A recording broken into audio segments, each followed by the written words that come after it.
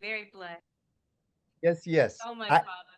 listen, I haven't had a chance since that phenomenal day, but congratulations on your marriage, your wedding, and your future dynastic life together. Thank, thank you. I received that. Please send your wife my blessings with my best friend. Tell her I That's miss her. right. I can't wait to see y'all soon. No doubt. I will send her the regards. Thank you. Thank you for doing this tonight. I am listening. I am so excited. Because when we were in the movie, I told Caleb, I said, I looked over at him. I said, I know we're not supposed to be talking. You got to interview Dr. Kava. We'll talk after the movie. I was so excited because immediately I'm like, he's the only person I know that can really break this down from start Wow. to finish. So I'm honored to hear this tonight. Thank you so much for joining us. And good luck, y'all. I appreciate the faith you have in me, my sister. Indeed. Baba, first off, I just want to say thank you so much for your time. I never take that lightly. A elder, master teacher from your elk, your cloth, just making time. I appreciate that greatly. And again, from seeing the film Sinners, which has our whole community, our people, the world having conversations. Again, my wife said she thought about you instantly. Seeing those cotton fields, seeing spirituality being utilized, African spirituality throughout the film, seeing hoodoo, seeing so many different variations, power of music, so Yeah. many things, Baba. Again, we thought about you, but how did you feel about the film Sinners? I remember, us talking previously of just flowing tonight, but how did you feel of just seeing Sinners for the first time? Wow. It was very powerful. But Brother Caleb and Sister Sid, if I could just say this Of first. course. Yes, sir. It is my honor and my pleasure to be here with you, Mm, and to be able to share this information with you. mhm. Everything I do to pass it down to the next generation. Yes, sir. And this gives me the opportunity to do what I say I do.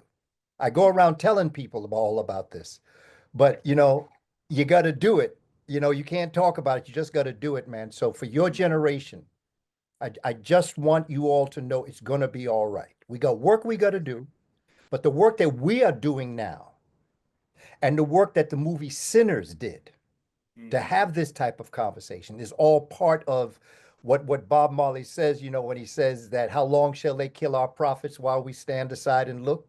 Some say it's just a part of it. We got to fulfill the book. Wow. So I think what we're doing tonight, and when Sister Sid whispered in your ear in that movie, reach out to Dr. Kaba, she manifested tonight. And like Indeed. all sisters do, they keep the brothers in line. Yes, sir. So I appreciate that, and I appreciate this time. Yes, sir. One of the first things I want to say about sinners that I think is that the greatest work of art that someone can produce is when they come from their own perspective and they are able to create the type of dialogue amongst those that are watching. Hmm. And that you can have 10 people in the room that will give you 10 different perspectives of what they saw in that art, and every one of them is correct. Hmm. And in many ways, that movie Sinners was what I call moving Meruneta. Wow. It was moving hieroglyphs. See, hieroglyphs was carved on stone. I carve on leather.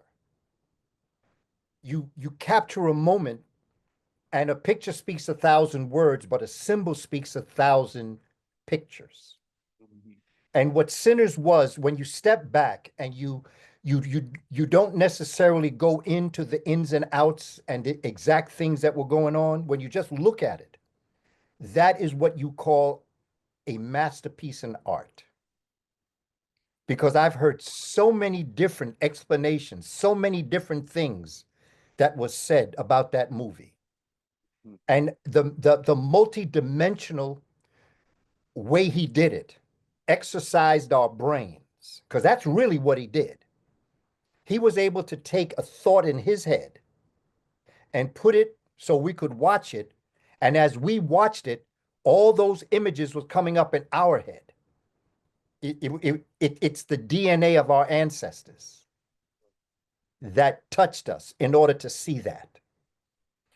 The particulars about the movie is one thing, but it's just what that brother was able to do. And the interviews that have come from there and the conversations that Michael B. Jordan had and the other actors, you know, and of course the great Delroy Lindo, okay, was just so powerful because, you know, I worked with his wife who worked for the Schomburg Library at one time. Wow. She worked for the Schomburg Library when I was in the Board of Education. And she developed a program. She developed 3 programs that she got grants for. And she was able, one of them was Africans in America. And she developed programs that, and she also developed a program, Harlem, up until 1950. And Sister worked, and I was one of the people that had applied to be part of her grant. And I brought her program into our district to teach our children. So that I was familiar with Delroy Lindo through his wife, Sister Lindo, who was part of the Schomburg Library back in the 90s. And so, you know, again, going back to 1992, we could go through all of his credits for what Delroy did. Malcolm X, man, he Hey, was West phenomenal in Indian that Archie. man. Yeah. And the way that brother went from being that brother that, and you know, one of the most important things that he said in that movie was something that I've told children, I've told my own children, I've told people, and it's something that I live by. And that is, your reputation is the most important thing you have. You see, and that reflects what my mother used to teach me. She said, you know, you'll go through life, but the one thing that will remain on the earth after you're gone is the reputation you created amongst the people that knew you. That's right. She used to also say, it doesn't take much to sell your reputation, but it takes a whole bunch to buy it back. And so, you know, with these concepts and with the actors themselves and the way in which it was created, the history of it, and then the fact that he could take history and create a vampire movie. But right now, I just want to tell anyone that's listening to this, someone who I consider to be a friend of mine was Dr. Khalid Muhammad.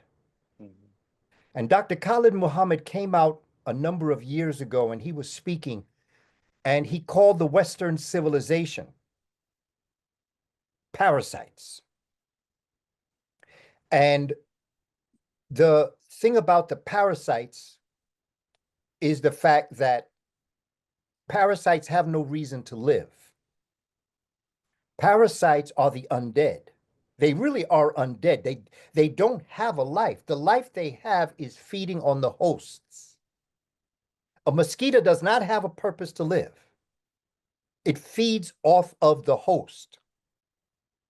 And that's its purpose, is to feed off the host and can get the host to believe that the host's job in life is to feed the parasite.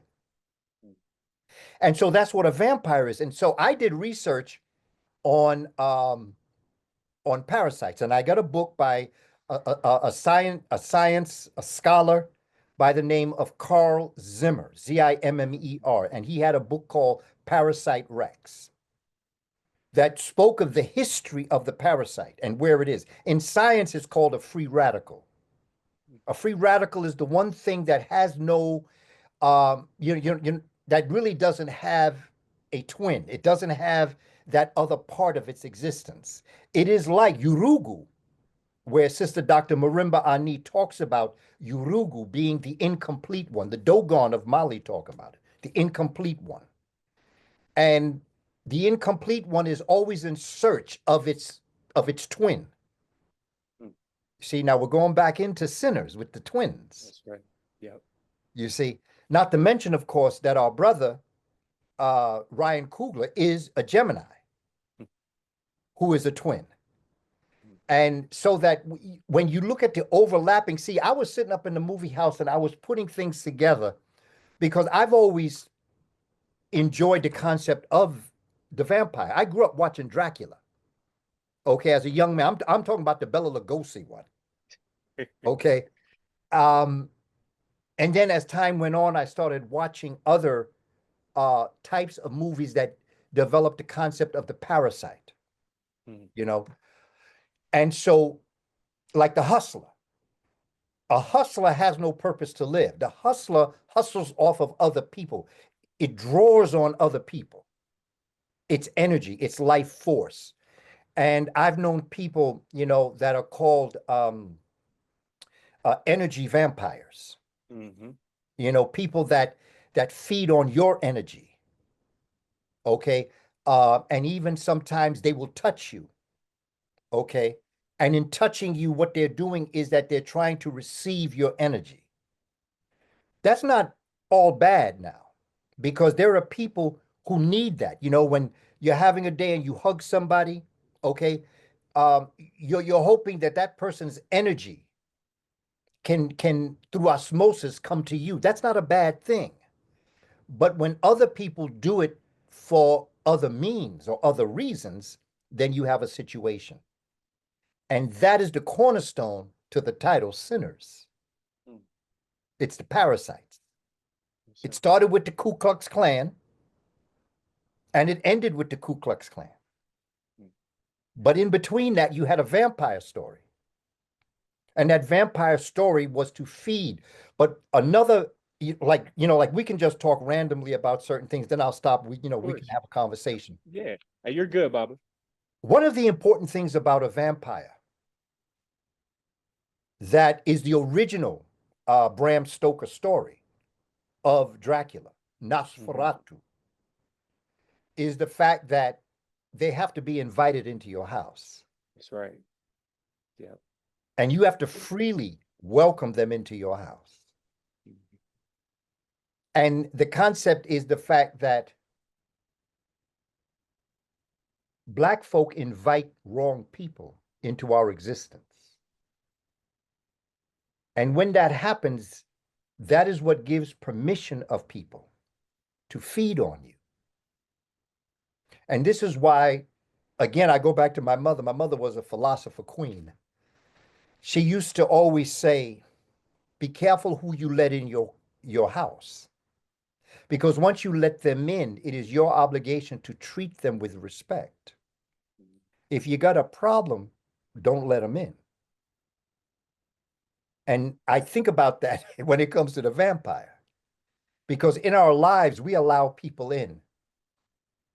And that goes to even our sisters who invite men who will abuse them and then make excuses for them when they are abused.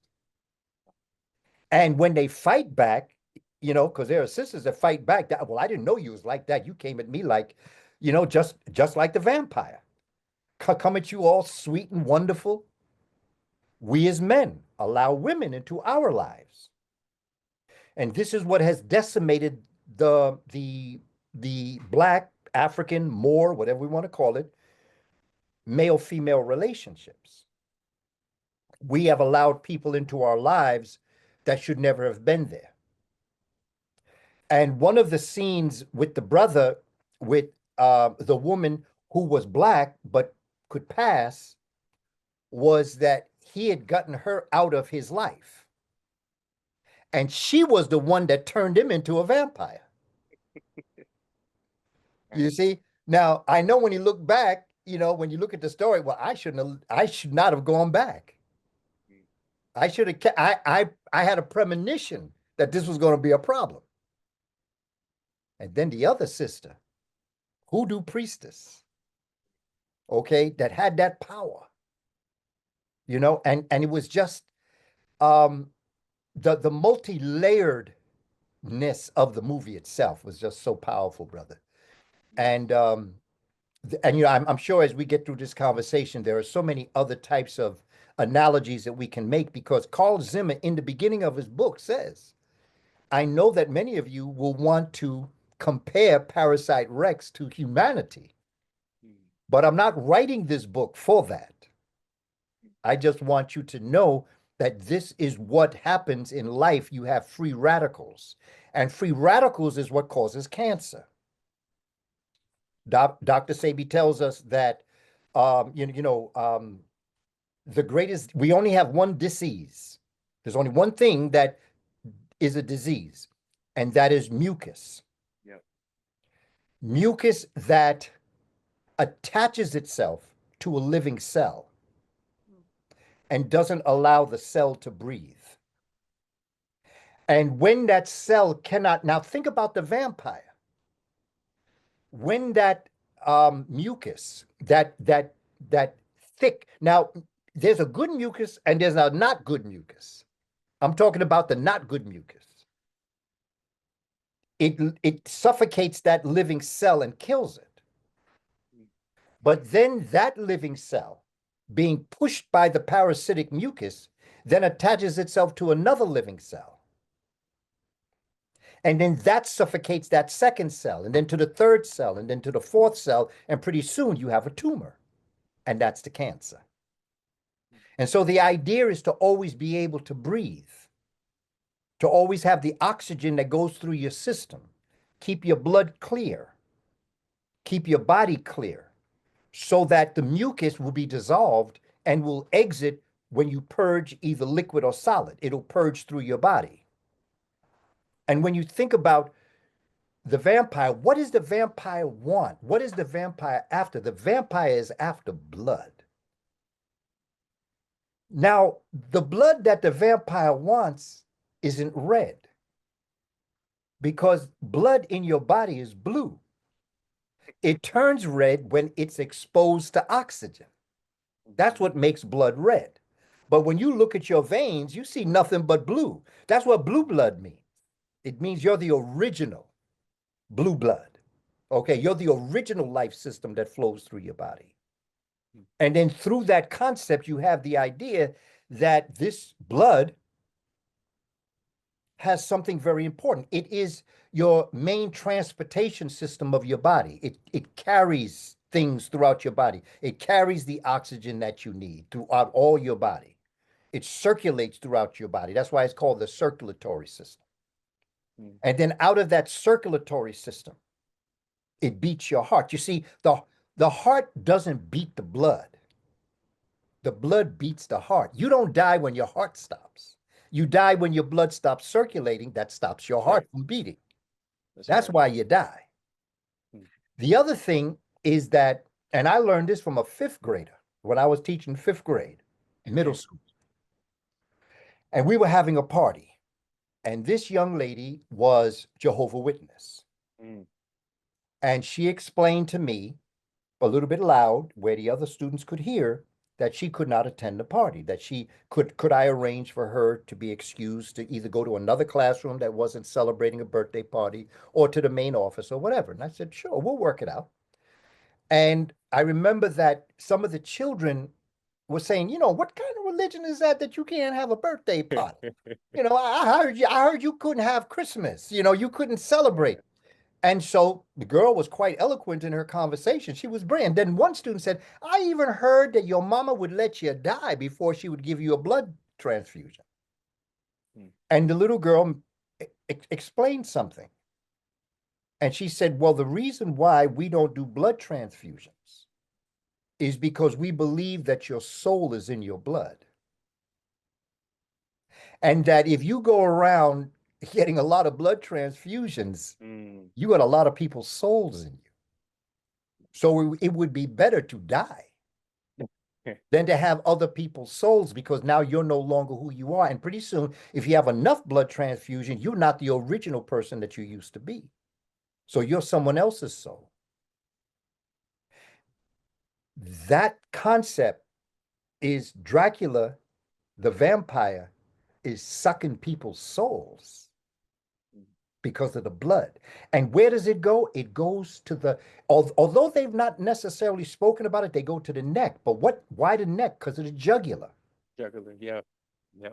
Okay, the jugular, when you mess that up, you live or die. And that's another place where you can't sew that up. So once you puncture that, you're in trouble. So what they go to the heart of your soul. Now let me take you to the judgment scene in Egypt. Because your heart soul is what's measured with the feather of Ma'at. And if you've got a pure heart soul, see the Saku. Saku is where the word psychology comes from. We're under the impression that psychology is the study of the mind, but it's not. Psychology is the study of the soul. Because your heart can't lie. You know how they say, man, your heart can't lie. Well, that's why the heart is judged. Not your brain with what you think. Your heart, because your heart will tell you the truth. And when you're feeling guilty about something, you say, oh man, I have a heavy heart. But when you're feeling good, you say, my heart is light as a feather. Yeah. And that's where that concept comes from. So going back to the vampire, see, this is what, see, when you know your history, Brother Caleb, and to the family that's here, when you know your history, you can interpret films from a much different perspective. Yeah. You know, you can see it deeper. Why the blood? Hmm. Why do they go after your blood? You know, and that is because the blood carries your soul. Because scientifically, when you go to the doctor and you're trying to figure out what's up in your body, what's the first thing you do? Blood test. You take a blood test because your blood will tell you everything going on in your body. You'll also take a urine test. That'll tell you things that's going on in your body. Because of the nature of the fact that in blood and in urine are heavy deposits of melanin. In your blood, it's the melanin that keeps you healthy. In your urine, it's the bodyguard melanin that sacrificed its life in order to purge that which your body should not have had in it. So they're like your saviors. And this, again, when you look at sinners, I mean, why sinners? Why the title sinners? Because by nature, we all, to a certain extent, carry a tradition of being on the other road of Ma'at. Ma'at is the righteous road. But when you're not on the righteous road, you're on the other road, which is Ishfet. Ishfet is not the bad road. It's not the good road. But in life, my experiences, how do you know what the good road is if you ain't been on the bad road? Or the road that's not good, I should say it that way. The road that's not good. Because it's on the road of Ishfet that you realize something's up. Malcolm found out he was on Ishfet when he was in prison. Right. And what did he do? He went back to the road of Ma'at. And so these are some of the concepts that I see in sinners. Yes, sir. Yeah. Robert, you said something and it caught my attention instantly. The color blue, that's so significant because in the film, right, Annie, she always wore Hank blue to ward off bad spirits. Her door painted blue. Gullah Geechee culture, they always used Hank blue. If you can, Baba, what did you feel from seeing a strong African spirituality presence throughout the film? Well, that was the key. For me, the key of the spiritual system on many different levels. Right. I'll give you just an example towards the beginning of the movie when he's talking to that young sister that he wants her to mind the car. Okay. Don't let nobody mess with it. Okay. And he said, I'll give you 10 cents. And she said, okay. Okay. The first thing he said was, no, you don't want to do that. That's what I gave you. Now you got to negotiate. Right. Okay. That was, to me, that was very spiritual because one of the, and you can bring this up into the present time right now with the tariffs. Okay. One of the things that ushered in civilization in Africa amongst African people, when they were the only people on the planet, was the concept of sharing. That civilized the human family. Because up until then, animalistically, what I got is mine, okay?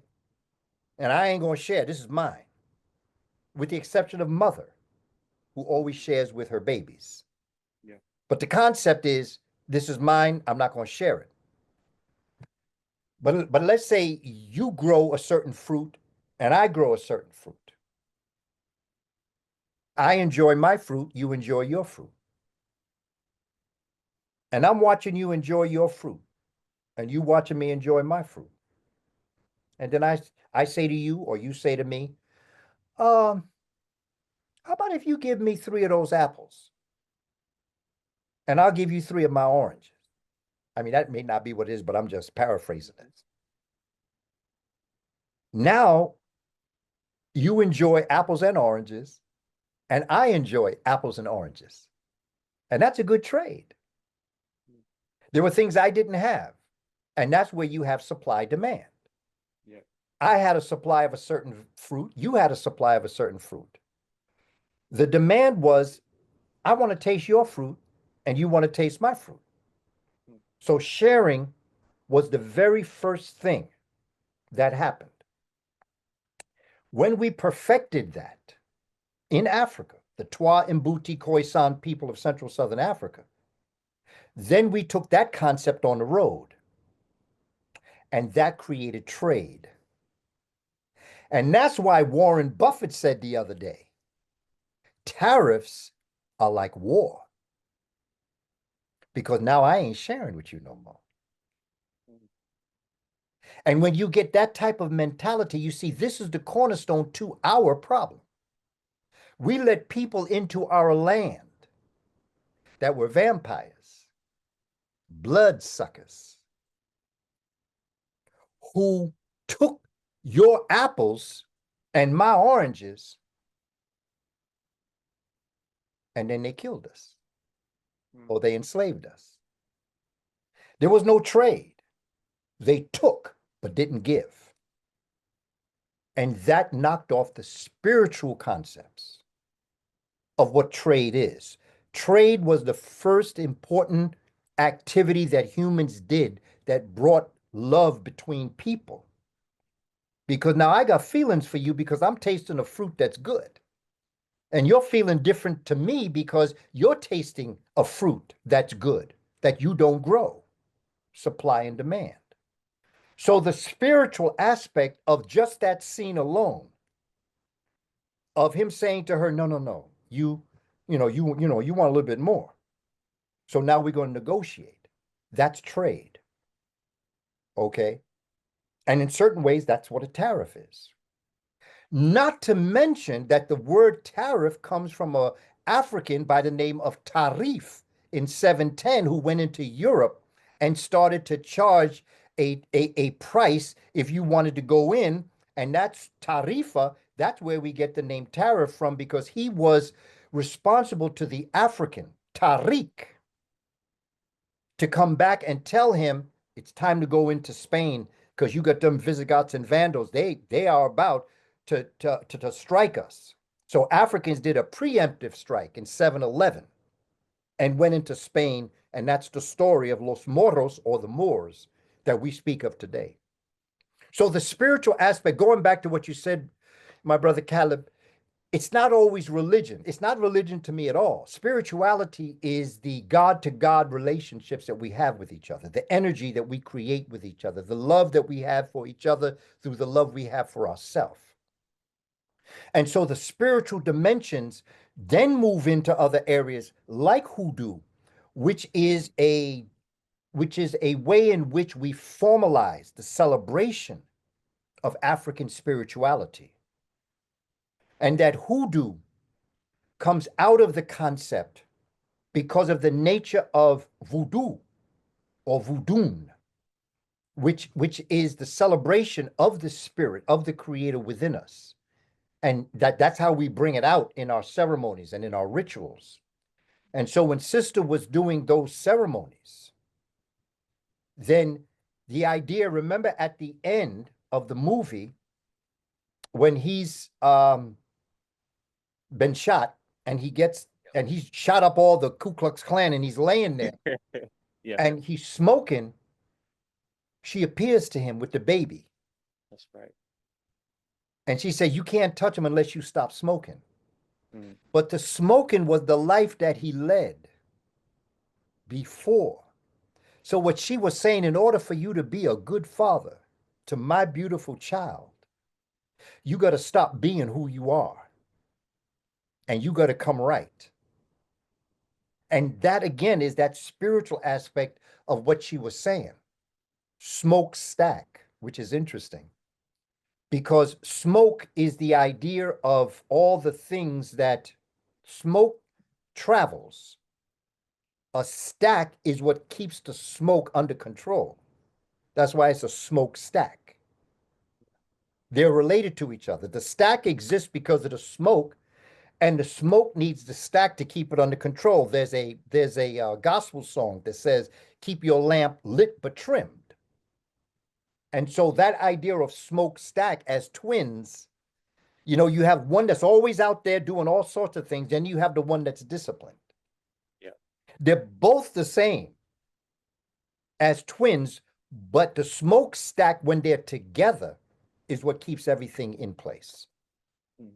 And so the spiritual concepts comes on so many different levels that you eventually get to a point where you can see how it applies to today's world. It applied to today's world because the vampires are out there now, and so is the Ku Klux Klan. Yeah. And the question becomes for us, what we going to do? How are we going to react? Are we going to allow them in our home? See, my thing was looking at it from a political perspective. I saw the Ku Klux Klan as the Republicans, and I saw the vampires as the Democrats. And my concept is, I turned 18 the year that 18-year-olds could vote. However, I turned 18 on the 16th of November. And election day was, I think it was the 7th or the 8th day, somewhere in there. It was that Tuesday in November. So I couldn't vote that year because I was not yet 18. I voted the next year.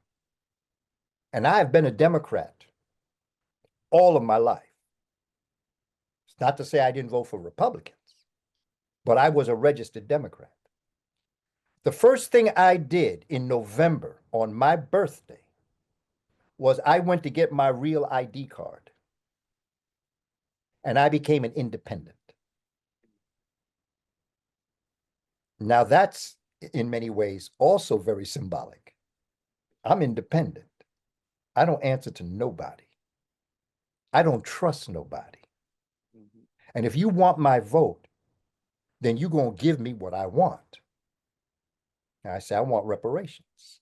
They say, well, we're going to be thinking about, well, I say, well, after you finish thinking about it, you can let me know what you think, and then you can ask me for my vote. Until then, don't ask me for my vote.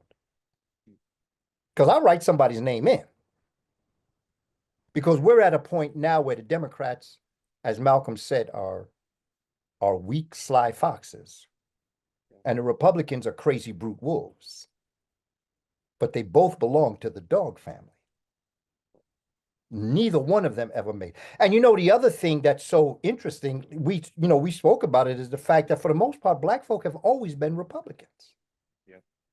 When you think about Abraham Lincoln and the party and how it was established, 58, something like that, or 1848, why it was formed. It wasn't formed because they wanted to free Black people. It was formed because they wanted to keep the Union together. But that's a whole side conversation. So that the idea of becoming an independent and looking at the vampires that come at you, okay? When I was doing cultural programs in the Board of Education in a school, I had a resource center, and there was a custodial engineer who was of Irish cultured descent. He had a strong Irish brogue, he was definitely Irish. And I remember one time I was down by the time clock, and he came up to me and he said, I just want to tell you this. He said, I sometimes stand outside your door when I'm cleaning the school, and I listen to your classes. And he said, if I closed my eyes, that's what Irish people could say about the British. Because remember, the The Irish were Catholics, and the British were Protestants. And when they came in there, that's why spirituality had so much to do with that story, because what did that vampire who was Irish want? He wanted the music, because the music sets you free. The music is the frequency. The music is as much life as it is anything else. And he was telling them, you know, them Ku Klux Klan, they don't love you anymore. In fact, they destroy you if they could. And they said, and you know, they said, quite frankly, I'll tell you the truth. With us, you can live forever. Isn't that what the Democrats tell us? How ironic. One people. One people. We Yeah, are one people. Yeah. exactly. What you want is what I want, and I'll help you Yep. out. But look at the Yep. condition we find ourselves in today. Hmm. And then you think about Malcolm and Martin. And with all the great work that Reverend Dr. Martin Luther King did, which I have much respect for, Malcolm was more precise. Yep. Because Malcolm Dr. King fought for civil rights, which are laws made by humans. Malcolm said, no, what you want is human rights. Human rights, yeah. Because when human rights come into existence, civil rights automatically apply to you. The fact that women need an equal rights amendment to make them equal, that is proof number one that you're not looked upon as being equal. Because you need a law to make you equal. To have a law that says that you as a human being can vote tells you that you don't have the right to vote.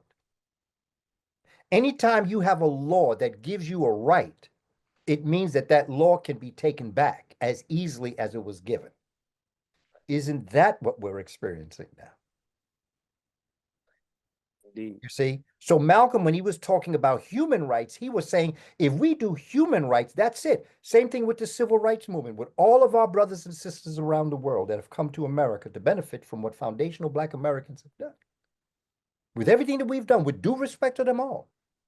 I don't like the term, but I am Pan-African. Every atom in my body is a Pan-African. But I use the term Nebu Afrika, which means it's an African term. Pan-African is a Roman term. Nebu Afrika means the same thing, but it's an African presentation of the spiritual forces of Nebu means all, but not only all, but all, you know, the cosmos, the universe, and nature. And Af is flesh or matter. Ra is light and heat energy, and Ka is the spirit that animates light and heat energy in Ma'at and creates life. So Nebu Afrika is a term that I use to represent how I feel towards my brothers and sisters from all around the world. Wherever an African is, Africa is. And wherever Africa is, I'm home. That's my bottom line. When I went to UK, my brothers and sisters treated me with grace and dignity and love and respect. And I gave the back, same thing. Birmingham, UK, same thing. When I went to Holland, same thing. Okay. When I went to Egypt, well, there was some situation, but that was other people. But my brothers and sisters down in Aswan, they say, Nubian, you Nubian. We brothers, sisters, you know? Wow. That's how they see. Okay. Everywhere I go, I embrace that. But we have to be clear on what we mean by foundational Black American in terms of the fact that my father's from Alabama and my mother's from Boston. I have a legacy of ancestors that worked the farms and the plantations of the United States. I have a legacy here. When brothers and sisters come from Jamaica, their legacy is Jamaican. They say, and they very proudly and should say, I'm Jamaican. Right. From Puerto Rico, I'm Puerto Riqueño. Okay. When I'm from Haiti, I'm Haitian. Okay. And you should be. You should be very proud of who you are. But what about Africans that are indigenous to America? What do we call ourselves? Americans? Come on. Elon Musk is South African. He's an African American. He's an African American. I had a student whose parents lived in Kenya, where she was born, and then they came back to America. They were Americans. She got a scholarship as an African American. See, it's a legacy thing. Foundational Black American is a legacy term that we must use for reparations, for one thing. But just for self-identification, we have to use a term because everybody who is of African descent that comes to America, becomes a citizen, is an African American, but they don't have legacy on the plantations of America. You see? And so one of the interesting things is that when in 64 and 65, foundational Black Americans put their life on the line for civil rights, and they got them. But when civil rights was passed, it obliterated immigration laws. So that's where you get the immigration laws from, that allowed people from all around the world to come to America. And everything that they benefited from in America was built on the back, the blood, the sweat, the tears, and the lives of foundational Black Americans. It's just simple like that. Black folk built America. The first persons that were messed up were the indigenous people. What's also very important to understand is that when I say indigenous people, I'm also talking about the Black folk, indigenous people here. The people that we see today, the way in which they look, with the straight hair, with the I don't want to say a yellow complexion, but a less melanated complexion, they are part of another migration, a fifth migration that came to America. And so that when you're dealing with these concepts and you're understanding what's going on, we all have to realize that Nebu Afraka is a term, but don't lose your legacy of who you are as a person. Okay? And understand that being foundational Black American is not being anti-African. Mm-hmm. It doesn't exist. You can be a foundational Black American who is by chance anti-African, but your being anti-African is not based on you being a foundational Black American. Right. It's based on the fact that you just don't like outside people coming in, and in particular disrespecting you. Yeah. You see, and in my discussions I've had with brothers and sisters, I've done 2 interviews in UK so far, and this is one of the topics that they want to talk about. Because I mean, I've had people, Brother Caleb, talk to me in a very disrespectful manner. But they didn't disrespect me because they were Nigerian or Ghanaian or Jamaican or Trinidadian. They disrespected me because they're fools. And there's a difference. Yes, same thing with religions. I never blame religion for the way people act. I never speak against people of Jewish faith, because you being Jewish did not make you do what you did. Yeah. It's that you're an evil person and you hide behind your religion in order to do what you do. I don't attack people. Christians did not enslave Africans. Evil people hiding behind their Christianity were the ones that did that. And the same thing goes for Islam. True Muslims do not enslave or disrespect their women. True Muslims do not treat melanated people as enslaved people. You're hiding behind your religion to make excuses for your devilment. And so we've got to move away. I don't hate the player. I hate the game. And once we get to that point, then we can see certain things. And that's what was being played out politically as I watched Sinners. Vote for me and I'll set you free. No, because you've had close to 60 years to do that. And you ain't done it. And every time we come to you for something, starting with the 40 acres and a mule, back in the 1800s, you've always had an excuse. Oh, we need more time. You know, when the Brown versus the Board of Education, you know, in all due time, you know, no, because look at where we are now. Schools are more segregated today than they were back in the days of Dr. King. Right. No, you didn't do anything for us. And that's why I'm an independent. Because I'm neither Democrat nor Republican. And you're not going to play that game no more. And be careful, because I got my eye on the Black Panther Party. And you don't want me to go there. Indeed, Baba. Indeed. One scene that really just had me captivated throughout the entire film, Delta Slim, and that's one of my, arguably my favorite character in that film, Delroy Lindo. Back to him, of course, when they were riding through that beautiful cotton field. That was beautiful scenery. And he's going past the chain gang, right? And then, from driving past them, he gets sad and he talks about his friend who sang with him. And unfortunately, his manhood was cut off. He was lynched. And then Delroy, he gets back to humming, to singing. Why is us protecting Black culture so important, Baba? Because in that scene, I saw so much of sharecropping, convict leasing system, seeing that of young Black men put on the chain gang, Delroy, Delta Slim, talking about lynchings, and then he returns back to his comfort, which was the blues. Why is us protecting our Black American culture so important, Baba? Medjay. Hmm. Medjay. Medjay in Kush were the keepers of their sacred legacy. Between the cotton fields and the blues and the humming. I'm going to tell you something about humming. But the idea of the cotton fields and the blues is very important. The piano that brother played was brought into Europe by the Moors. It was the harp turned sideways, encased in wood. And they combined the xylophone with the finger piano. And that became the piano.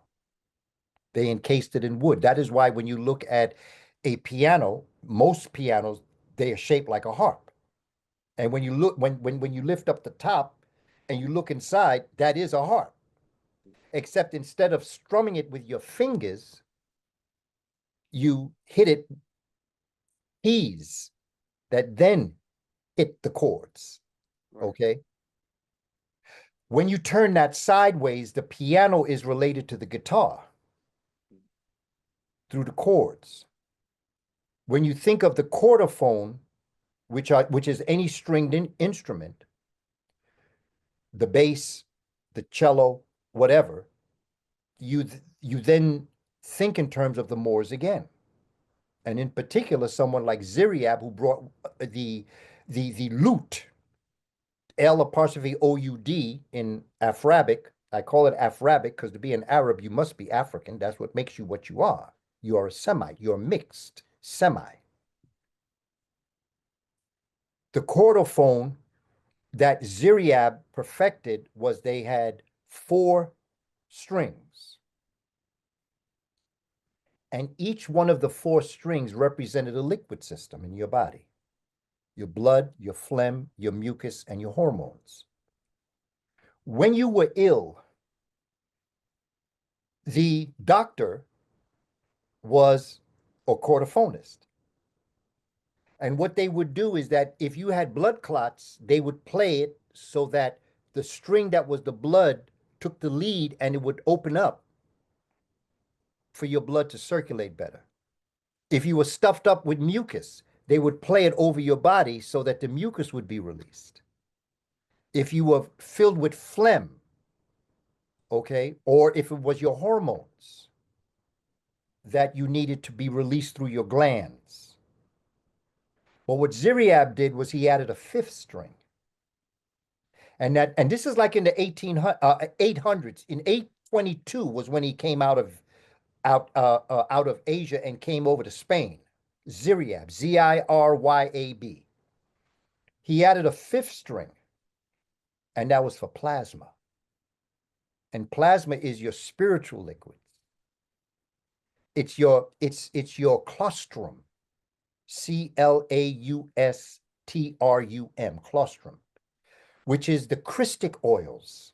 You know, when Christ was the anointed one, it represented that sacred liquid that stems from your brain stem and goes down your spinal cord, down through your spinal column and your nervous system, and it brings release to all of the problems that you have. And so in adding that fifth, that was the saku string.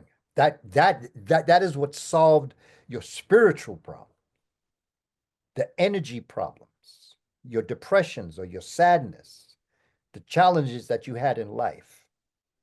And so when I looked at that scene, see, whenever I see a quarterphone, I think of the Moors. Whenever I see a piano, I think of the Moors and what we contributed to music that very few people, I shouldn't say that, some people may not be aware of, that Africans brought that into Europe.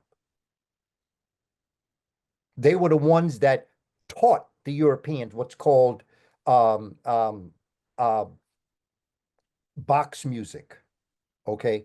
And out of Bach's music, B-A-C-H, Johannes Bach, out of Bach came what we call classical music, and here you have Beethoven, Thoven Bey, a black man from Spain, whose family moved to Germany and then moved to Vienna in order to sit.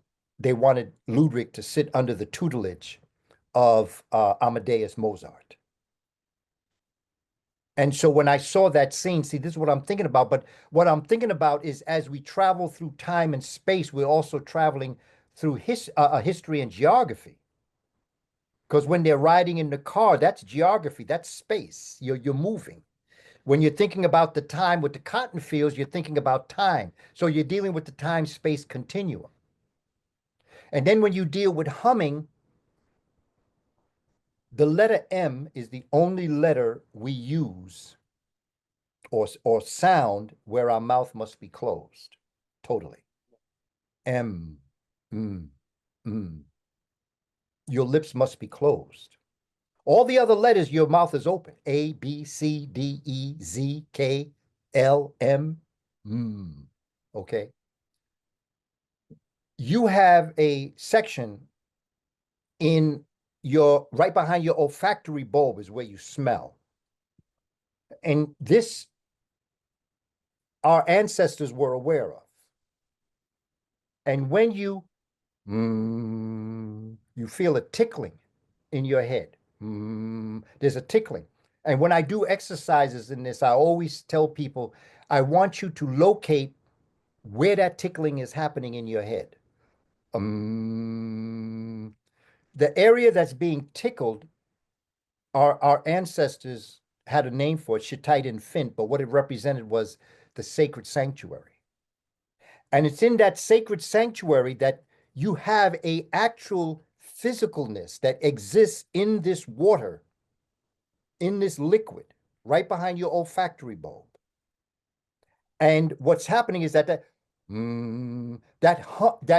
M sound is what percolates. It begins to vibrate. It vibrates in the water, and this water is heavily maintained by melanin, neuromelanin. This area where it's vibrating is where all of your six senses, because we have six senses, not five.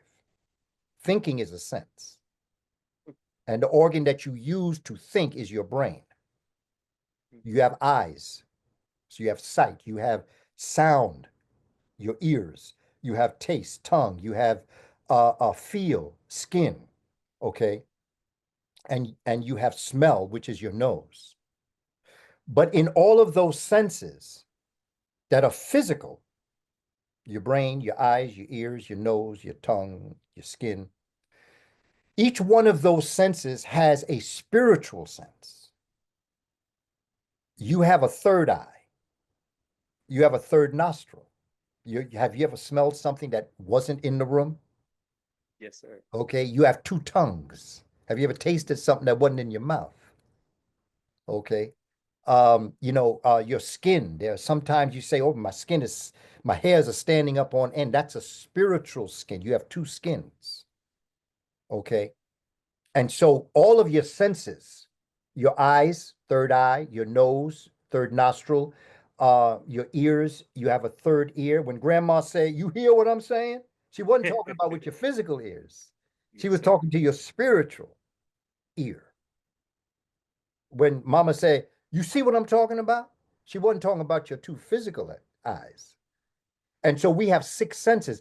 And when you make that sound of M, this is why is one of the most important sounds a baby makes. Because that's the first sound a baby makes when he suckles or she suckles at her mother's breast. She makes the sound. That's what makes them be able to suck, is to make that sound. That's why she's called mama, because that is a very key sound that you make when you say when you make the sound mmm. When something tastes good, what do we say? Mmm. Yep. Okay. When we hear something that sounds good, we say mmm. When we think of a good sound or we think about something, we say, hmm. Okay. Arsenio Hall used to always talk about that.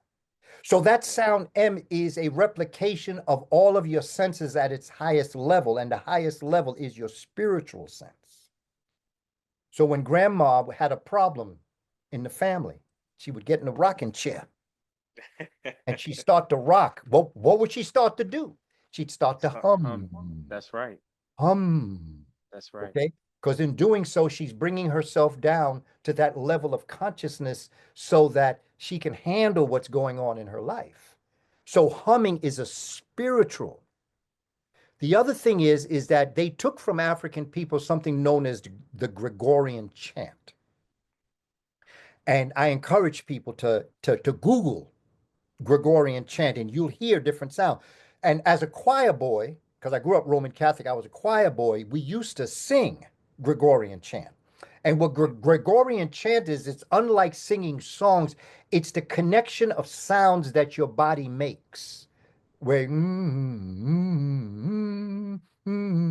so what you're actually doing is that, man, you're messing with your sacred sanctuary there, because you're taking your whole senses throughout all sorts of places, times and spaces.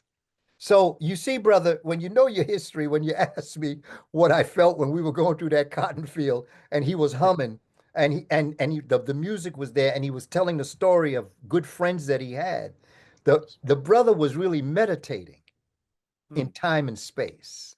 Wow. He took length, width, and depth and collapsed them into the fourth dimension, which is time and space. And everyone that was able to go with it went with it. But if you That's don't right. know your history, you're not going to be able to do it. So in order to win it, you got to be in it. So you got to study your history. Because Hmm. I know there's a lot of folk that were in that movie house that might not have caught some of the things I was catching. That's right. Wow. Baba, you were cooking because Delroy, he stated that that was like completely improv, that he just felt it on his spirit. And as well, my mom, her watching it, my great grandmother, known as Big Mama, she used Okay. to always say, I hum because then the devil, he can't hear what I'm saying. So Okay. it's like, wow, that was already like implemented into them, already knowing those things. So yeah, you are completely right about that. Let's go back to Big Mama for a moment. Hey, let's do it. Let's talk about the devil. Let's Mm, talk about the vampire. When Big Mama was humming, the devil asked, can I come in? And her wow. humming stopped him. Wow. Her humming was what stopped the devil from being able. And when she spoke about hearing or understanding, it was really about coming in. Mhm. And so that is why the vampire always asks to be invited in. That's why the devil, when he was tempting Jesus, That's when he right. was up in the mountain, because like I Yep. told you, brother, I grew up Roman Catholic. I spoke Latin better than the priest did. There were priests that used to ask me to serve mass with them because I could tell them how to speak parts of the mass, because this is when the mass was in all Latin. Wow. It wasn't in other languages. Everybody spoke Latin, like in Islam, everybody speaks Arabic. Yep. Man, I had that mass down to a T. I knew et cum spiritu tu. Oh, I mean, I could just get all up in that. Okay, so my understanding of these concepts go deep because of my relationship with the Catholic Church. That's right. And with understanding certain concepts. And when I left the church, I was a high school seminary. I wanted to be a priest. And I was impacted by Dr. Clark, and I no longer wanted to be studying for the priest.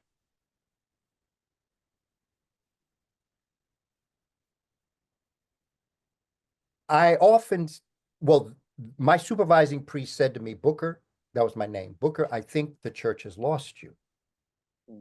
Or no, I think the church is losing you. And I said, Father, the church has lost me. And I left and never came back. But if I could correct that, I wouldn't have said the church lost me.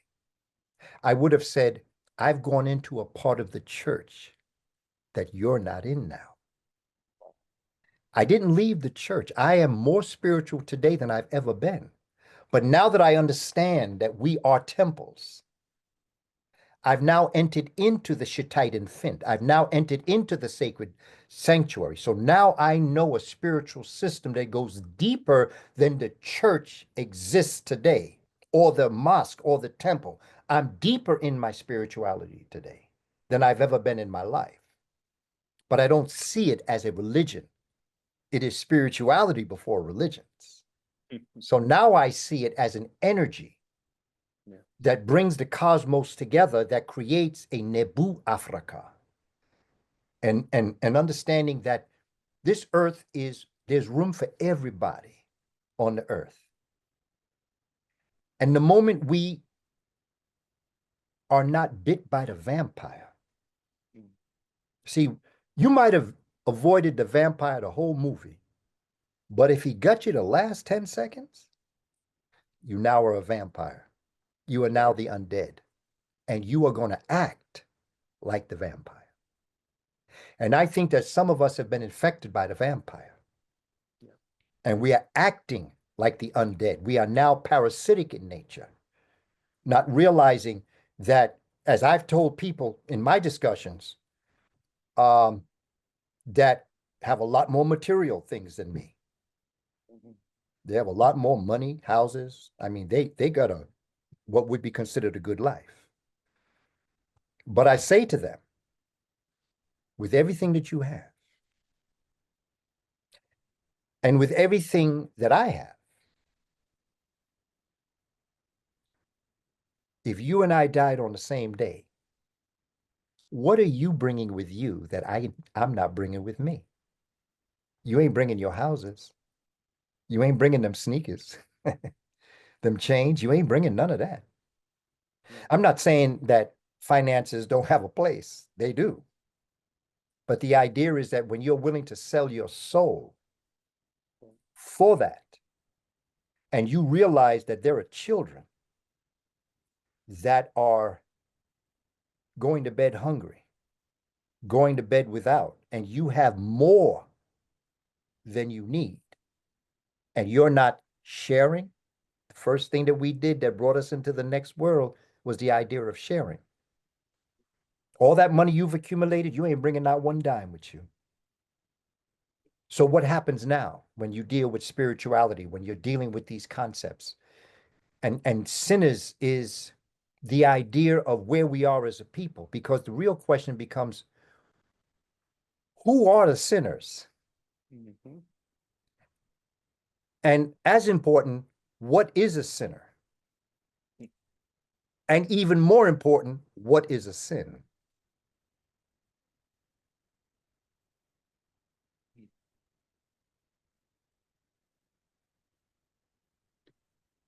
That's heavy, Bob. That's heavy. In the film too, seeing one particular scene at Club Juke, right? You see Smoke and Stack, and I saw something and it caught my eye, plantation money. And I thought about food stamps till this day, how that's plantation money, EBT cards, and how our people, they would work so hard in those cotton fields. Economically, their money, their cash flow was still controlled in the plantation. All they could do was spend that on the plantation.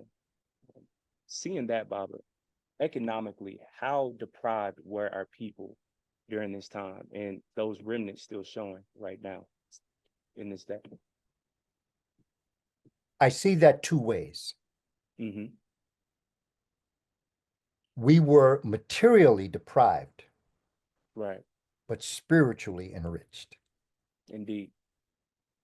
And it was the spiritual enrichment that allowed us to get by. Because remember, in the conversation that he had, he said, "Well, that's all they had." I'm going to paraphrase Yep. it. He was saying, Yep. "Yo, man, we're not going to let one of the twins said, look, man, you got to put the money down. That's it. Okay." Yeah. But the other one was saying something else. He was saying that's what they have. Okay. Yep. And if that's what they have, let them enjoy life just like, and again, it goes back to when everything is said and done and you die, what are you bringing with you? Hmm. You know, and the idea was the fact that I did a presentation, and at the end of the presentation, at the time I was selling video cassettes. This was back in the day now. I was selling video cassettes. This was before CDs and DVDs. This was back in the day, bro, when it was cassette tape and video cassette tapes of presentations that I'd done.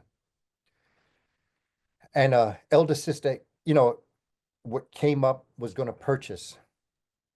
And she said to me, I really enjoyed your presentation. And, what you shared with me was really so powerful. And she said, I really would like to get that video cassette. She said, but all I have is, like she said, $7, something like. Wow. She said, all I have is 7.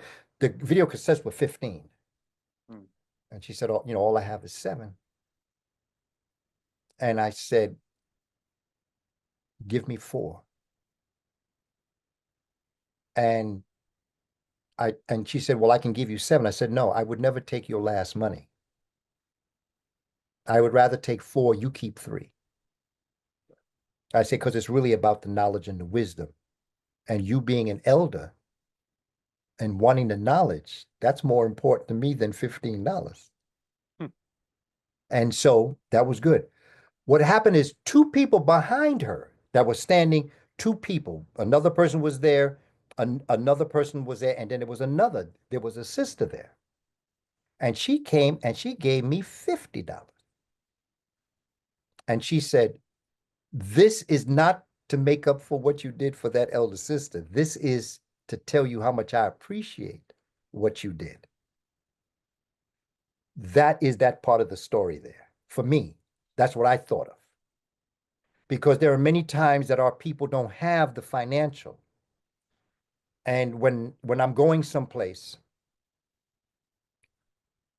and we're negotiating price, once I get to a point where I know that I'm either breaking even or I've got some profit, I understand our community. And so my concept is my decision is never about the money. My decision is always about the knowledge and the wisdom. And so if this is what we can do, this is what we'll do. Mm-hmm. And I think about that in that scene because what one brother was thinking was the idea that it's about the money. Okay. The other brother, it was about the experience. And as a people, we have to get back to understanding how blessed so many of us are. We may not have all that money, but we have enough to survive and thrive to a certain extent. Yeah. Under those conditions, we have to then set our priorities in a way that our people can also be able to, no matter where they are. Mm-hmm. I carry like an envelope with dollar bills because I believe I want to give my money to the brother and sister in the street. You know, um, I may give money to an organization under certain circumstances, but for the most part, my money goes to the people in the street.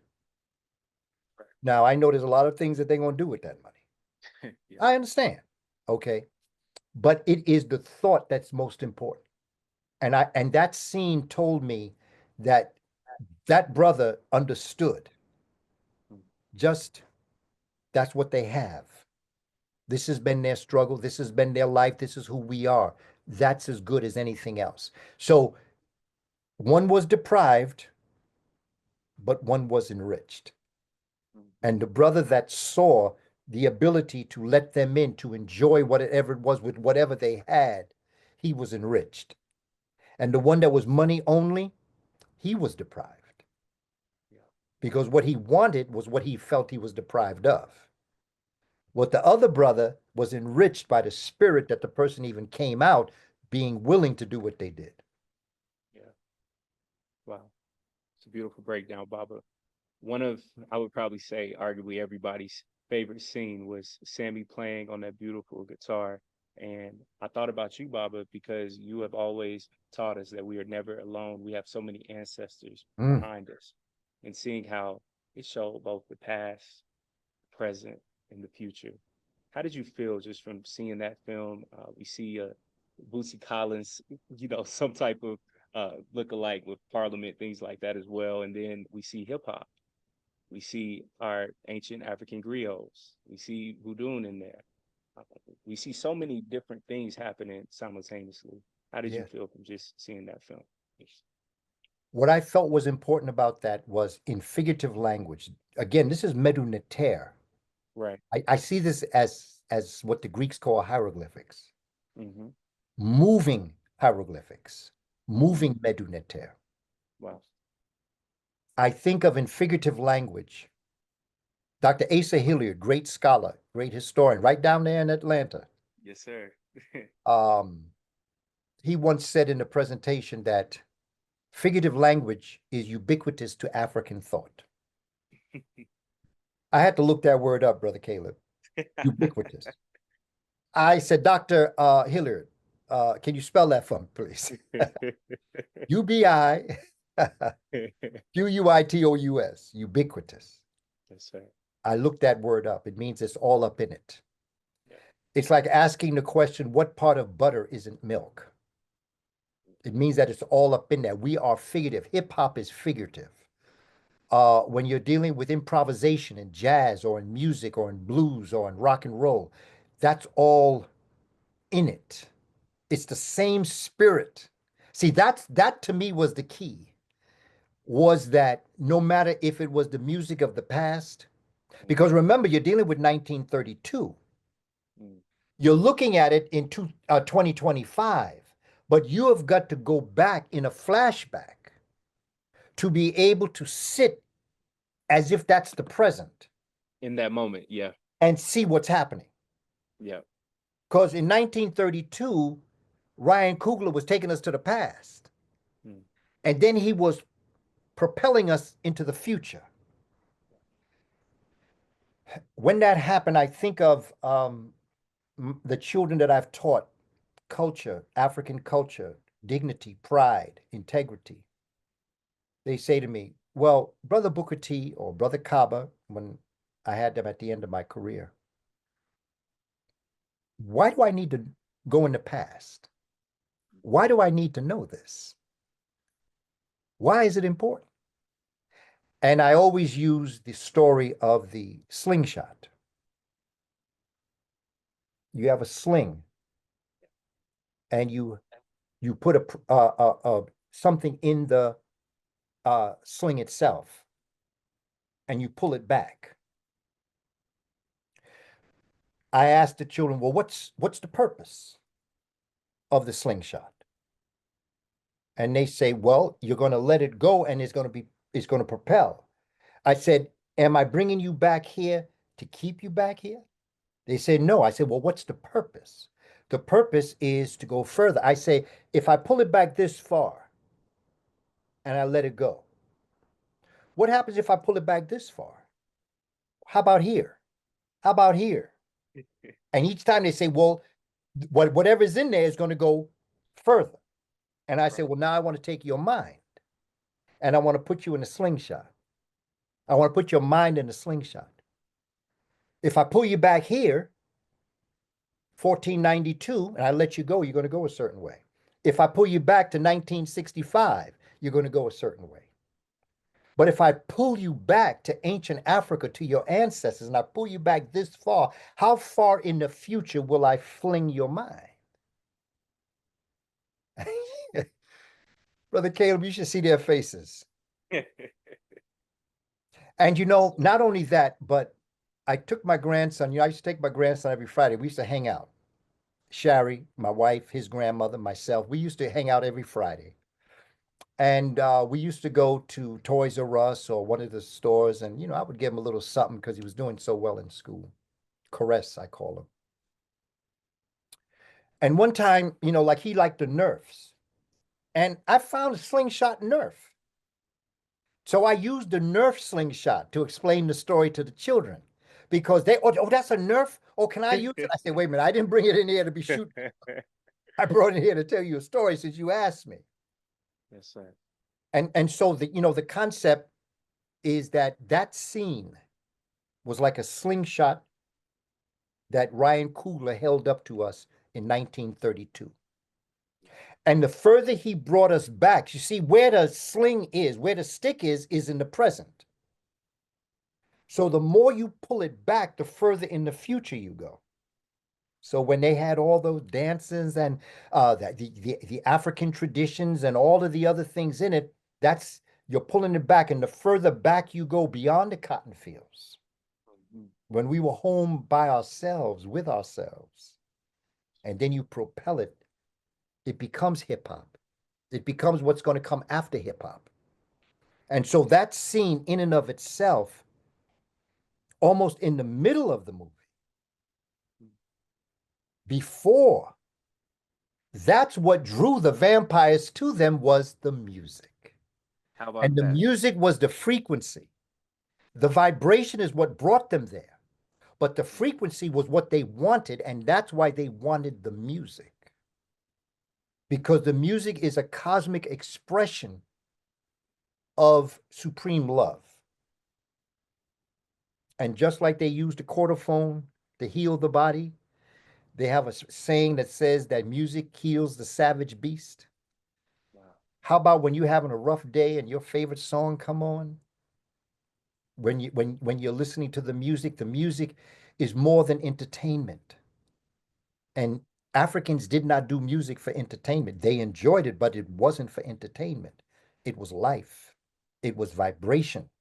And in the dancing, everybody could get on one chord and be one with the universe and the vibration. This is what dances are, you see. And so when you have this experience, it takes you to another level. And then when you bring your voice into it and you start to sing, you have another. And then when you have people on the side that ain't singing, but they humming, they're taking you into the sacred sanctuary. Sir. And so that scene is like the slingshot. Mm-hmm. It takes you to the past, and the further in the past you go. See, because prophets are not psychics, they're just good historians. Because when you know what happened in the past, you can interpret what's happening in the present, and you can predict what's going to happen in the future. When it happens, everybody thinks you're in the Twilight Zone. Everybody thinks that it's something supernatural. It is supernatural, but it is super, two words, supernatural. They think it's extraordinary, two words. It's extraordinary. See, because there's nothing supernatural about life. It's just natural at a super pace. It's not extraordinary. It's ordinary with a little bit of extra. Because when you start separating yourselves from the dynamic human family, you begin to think that you are somebody that you really are not. You think you're a star. And you see, the thing about a star is that it's too far away to touch. Everybody's a celebrity. Everybody wants to be celebrated. I went to a conference in Atlanta a number of years back, and it was called the Gathering of the Masters. And my brother Delbert Blair was there. Bobby Hemmett was there. Phil Valentine was there. Jewel Pookrum was there. Neely Fuller was there. Wow. Okay. Asa Hilliard was there. All the heavyweights were there. And when I was listening to the promotion of this, it was titled The Gathering of the Masters. But once the event came, it was in 2 days. Once the event came, the first thing that the brother that had organized it said to the people that was there, I know that you see, because we were all in the front, everybody was going to present was in the front. And he went through all the names of the people that were there. He said, I know that when we called it the Gathering of the Masters, I know you think that these are the masters. And they said, yeah, they are the masters. But the gathering of the masters includes you. You are the masters that decided to take time out of your weekend to be here. You are as much a master as anyone that's in the front of you right now. So the gathering of the masters, this is what I mean when I say extraordinary and supernatural. See, we're living in a world of Western civilization that's the Ice Age mentality. And I think that this is part of what Sinners was really rooted in, is the fact that everybody wants to be the first of this, the best of this. Okay.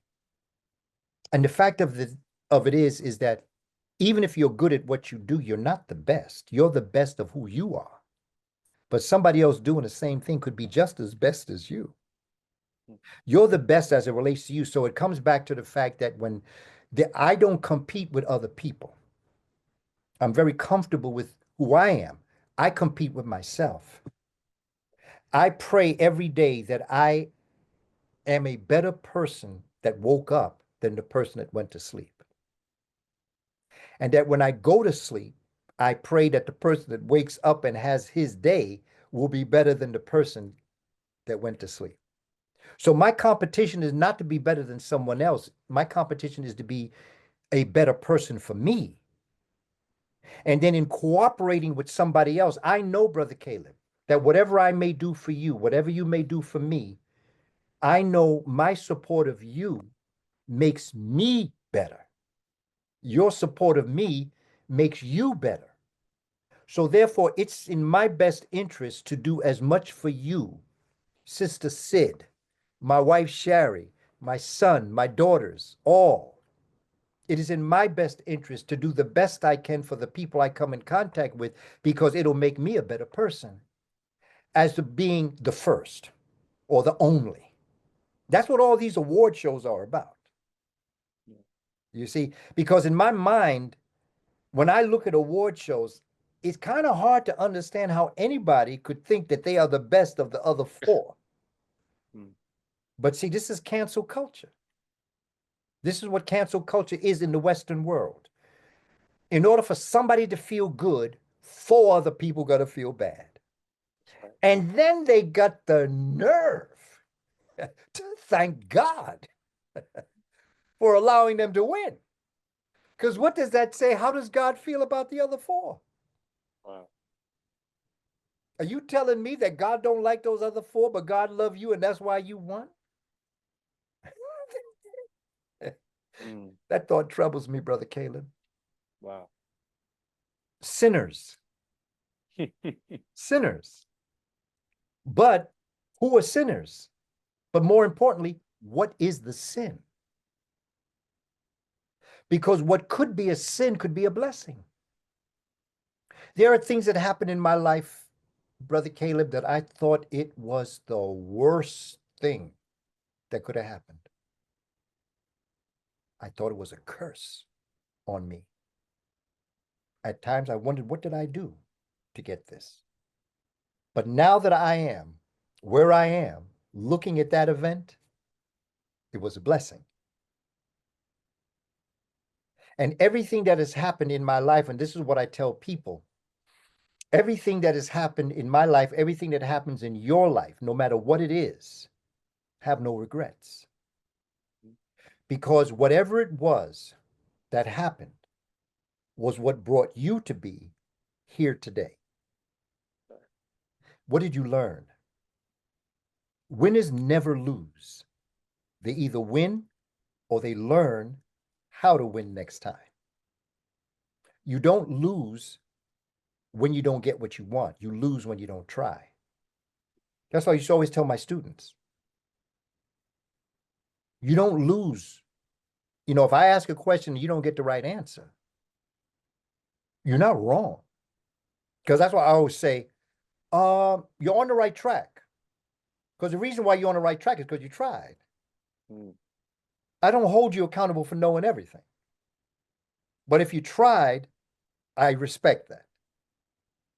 And so in my classrooms, there was always that freedom not to be accurate. Because that's what I say. I don't say you're wrong. I say you're not accurate. I tell people all the time, with the work that I'm doing, I'm right, but I'm not accurate. Because when I hand this information to you, you're going to take it to the next level. That's why when I see some of the young brothers and some sisters that are putting down the elders that came before them that did this work, you know, the great scholars of the past, John G. Jackson, Chancellor Williams, Sheikh Anta Diop, Dr. Clark, Dr. Ben, Ivan Van Sertima, for the information that was available for them, they did the best they could. My generation took what they did to the next level. The next generation is going to take what I'm doing to the next level. But every generation has its own geniuses. It's not that you're more genius in another generation. It's that you're standing and sitting on the shoulders of those that came before you, and therefore you can see things that, imagine you being on someone's shoulders and looking out. You can see things that the person that you're standing on can't see. But it's because you're on them that you can see it. And when we get that sort of kind of concept in our mindset, then we can open up to understand that every generation does the best they can with what they have. And so have no regrets. There are some things that Dr. Ivan Van Sertima put out there that Dr. David Imhotep took to the next level. There are some things that Dr. Sheikh Anta Diop put out there. Dr. Ivan Van Sertima took it to the next level. And so each generation takes the work of the one before to the next level. Sinners. See the concept? Yeah. Taking it to the next level. Because when he was willing to sacrifice himself for his brother to live. Yeah. Okay. That is the sacrifice of a Tsar. That's the Osarian drama. Because one brother was a Tsar and the other brother was Heru, the resurrected brother that took it to the next level. And so this is, you know, this is when, and again, I think the most important thing, I think, that could come from this movie, Brother Caleb, is that when you know your history, when you know what happened in the past, you can interpret what's happening in the present, and you can predict what's going to happen in the future. When I sat and watched Sinners, I saw things in that as it relates to my knowledge of the past. How many people know about hoodoo? That's right. Yeah, very few. But you know, Richard Pryor was talking about it. Yeah. He had Miss Rudo. He had Miss Rudo with the monkey. And he used to, man, that was the fun. And you're going back to the 70s when he would talk about Miss Rudo, who was working the roots. Yeah. You know, and everybody laughed. They thought it was witch doctor and things, but Richard Pryor would put it in there. Like people would come to the house and get uncomfortable with the monkey being there. Miss Rudolph would say, well, the monkey live here. You visiting. You know, and the stories that he would tell about Miss Rudolph was just brilliant. So that, how many of us know about hoodoo? How about Scream, Blackula, Scream? So the movie Scream, Blackula, Scream, that was all about hoodoo. Yeah. Wow. You know, from Blackula, Blackula came out the same year Superfly came out, 1970. I was just about to ask you about that. Yep. Blaxploitation and all of that. Yes, sir. Got you. Okay, Blackula with William Marshall came out. Yeah.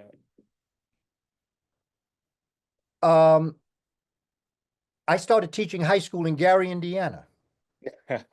Home of Michael. Huh? Home of Michael That's Jackson, right. huh? And I used Yeah. to pass his house. His house was right behind the high school I taught, Roosevelt High School, all black high school. How But around about the that? corner from where the Jacksons lived was where William Marshall lived. Hmm. And he was still alive at the time. I was hunting him down. You know, like I didn't want to think that, I didn't want him to think that I was like stalking him or something like that. Right. But because Blackula was something else, brother. Yeah.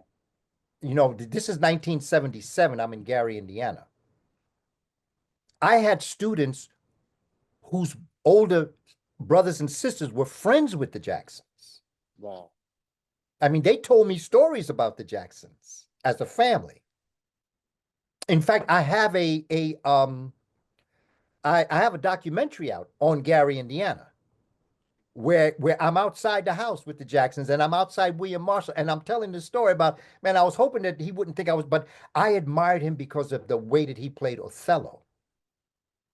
You know, I mean, I think that he was singularly, I'm not sure about Denzel Washington's portrayal of it on Broadway now, but Yeah. William Marshall was the best because in college, I taught Othello when I taught the Moors. I had a class on the African presence in medieval Europe. And I taught the classics. I taught a book written by Alexander Dumas. And everybody looks at the Three Musketeers, everybody looks Yeah. at the Man in the Iron Mask, but he wrote another book. And this book was very important. It was called Georges, Georges.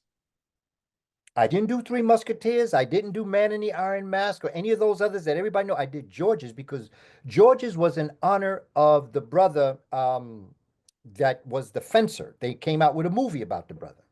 Okay. And Georges. Okay. And this is about a young black boy who's of mixed heritage living in France. Mm. And this was the story. And Georges, when Alexander Dumas, the first one that came from Haiti and went to France with his father, Thomas Alexander Dumas wasn't born. So Georges was elder to Alexander Dumas, the father. And they made a pact that they would not fence each other because they both were the best fencers in France. Wow. So they didn't want two black men to be fighting each other. And so this story, Georges, is about what happens to a African-based, because Chevalier Saint George, his mother was from Martinique. She was a black woman from Martinique. In the movie, he brings her to France.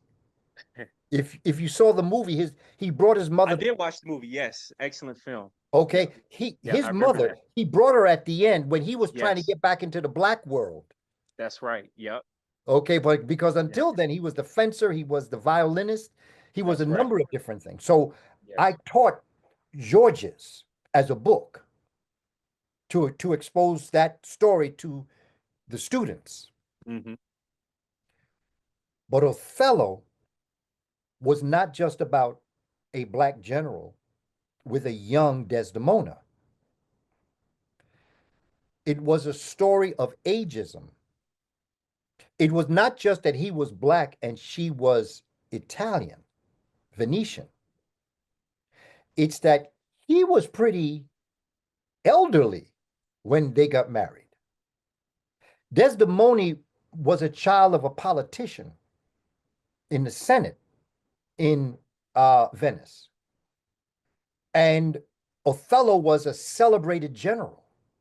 I mean, when he stepped on the land, everybody came out and welcomed him because he was fighting in the wars on behalf of Venice. And he would go and visit this particular senator, leader, politician. Desdemona was a little girl. And she would sit there in amazement of Othello. See, this is the backstory of Othello. And she got a crush. She fell in love with this man who was much older than her. I mean, when she was like 3 or 4, he was like 45. So when she became 18, 19, 20, he was in his 60s. But she had such a crush on this black man that told these stories. They got married, but he still carried the paranoia of her being in love with a younger man. See, this is the other side of these stories that you got to get into to really understand. Not only was it about he was black and she was white, and the paranoia that he had with Iago and Cassio, it's that even when you look at it, the people that betrayed him didn't have a problem with him. They had the problem with the younger person. That's why they put them together, because he was jealous that Othello was with this other person of European descent.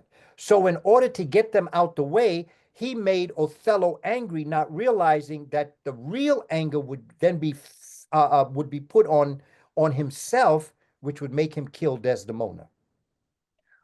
So it just wasn't about black and white. It was about young and old. Ageism. You know, when an older man marry a younger girl, yeah, okay, you're going to have some situations when you ain't going to the dances like you used to do. When you ain't going to be able to do the things that you used to do. right. And so this is the other part of the story of Othello. Sinners. So, wow. How about that, Baba? Ageism. Think about Delta Slim, right? He's elderly, older. Sammy, much younger, but he's Right. willing to show Sammy all the ropes, willing to guide him. How do we try to deconstruct ageism in the Black community where younger folks are learning from our elders, master teachers? Master teachers are learning from the younger people. How can we start to do that? My thing, there is a group in Michigan that reached out to me and said they would like to create like an elder council.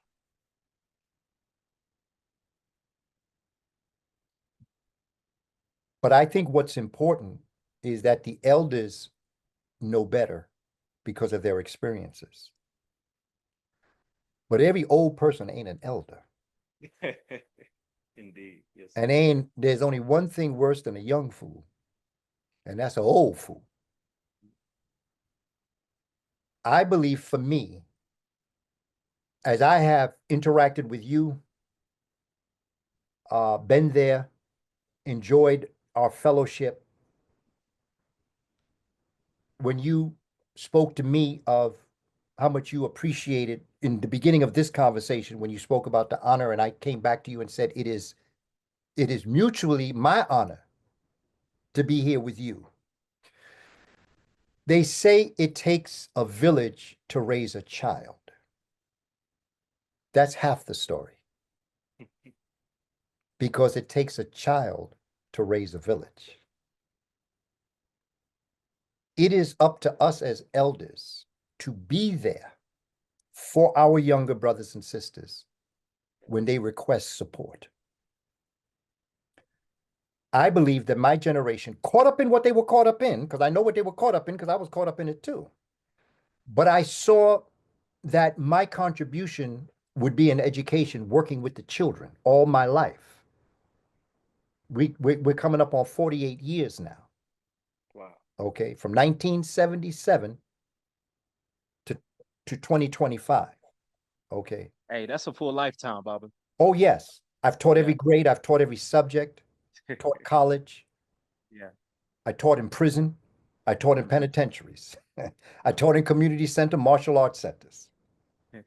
Okay. I've done interviews with good brothers like you, Caleb, and Sister Sid, your counterpart, who makes you the great person that you are, as you make her the great person she is.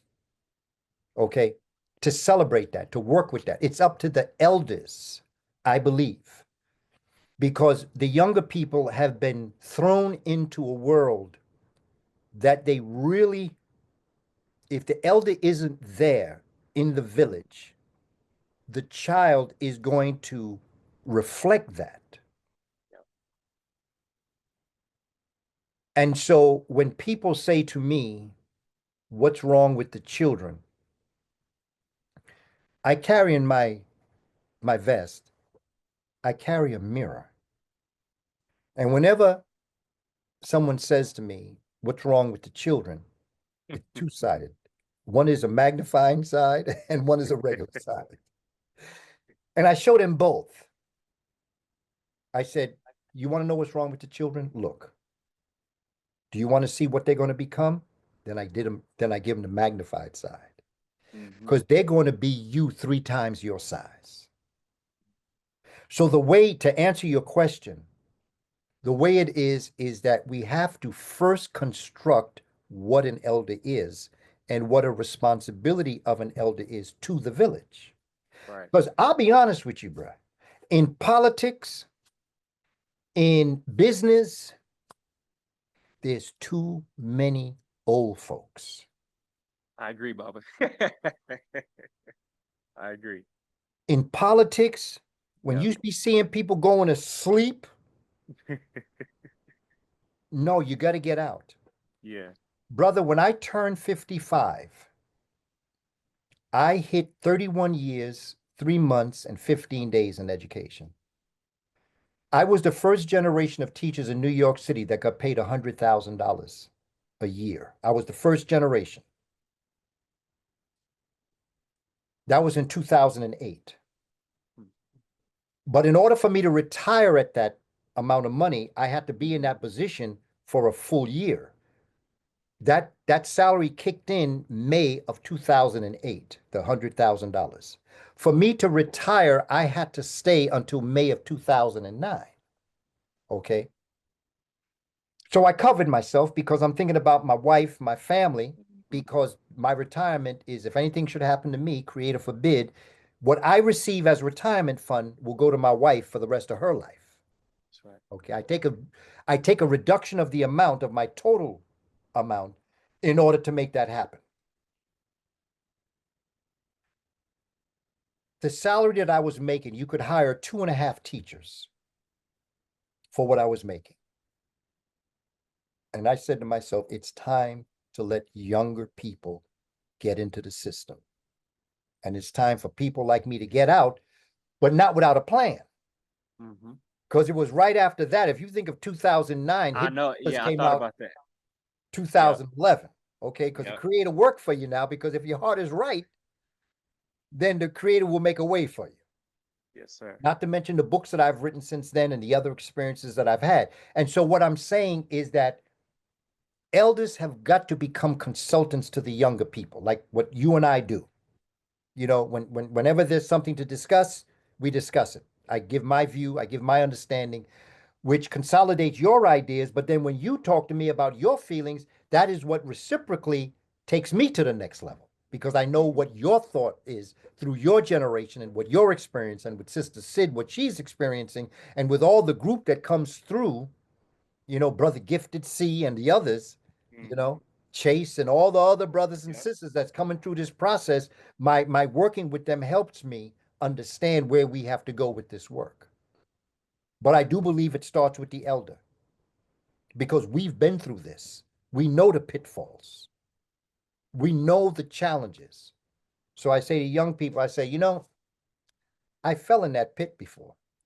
I'm going to show you the way to go around it. Okay. Right. If you listen to me, you go around it.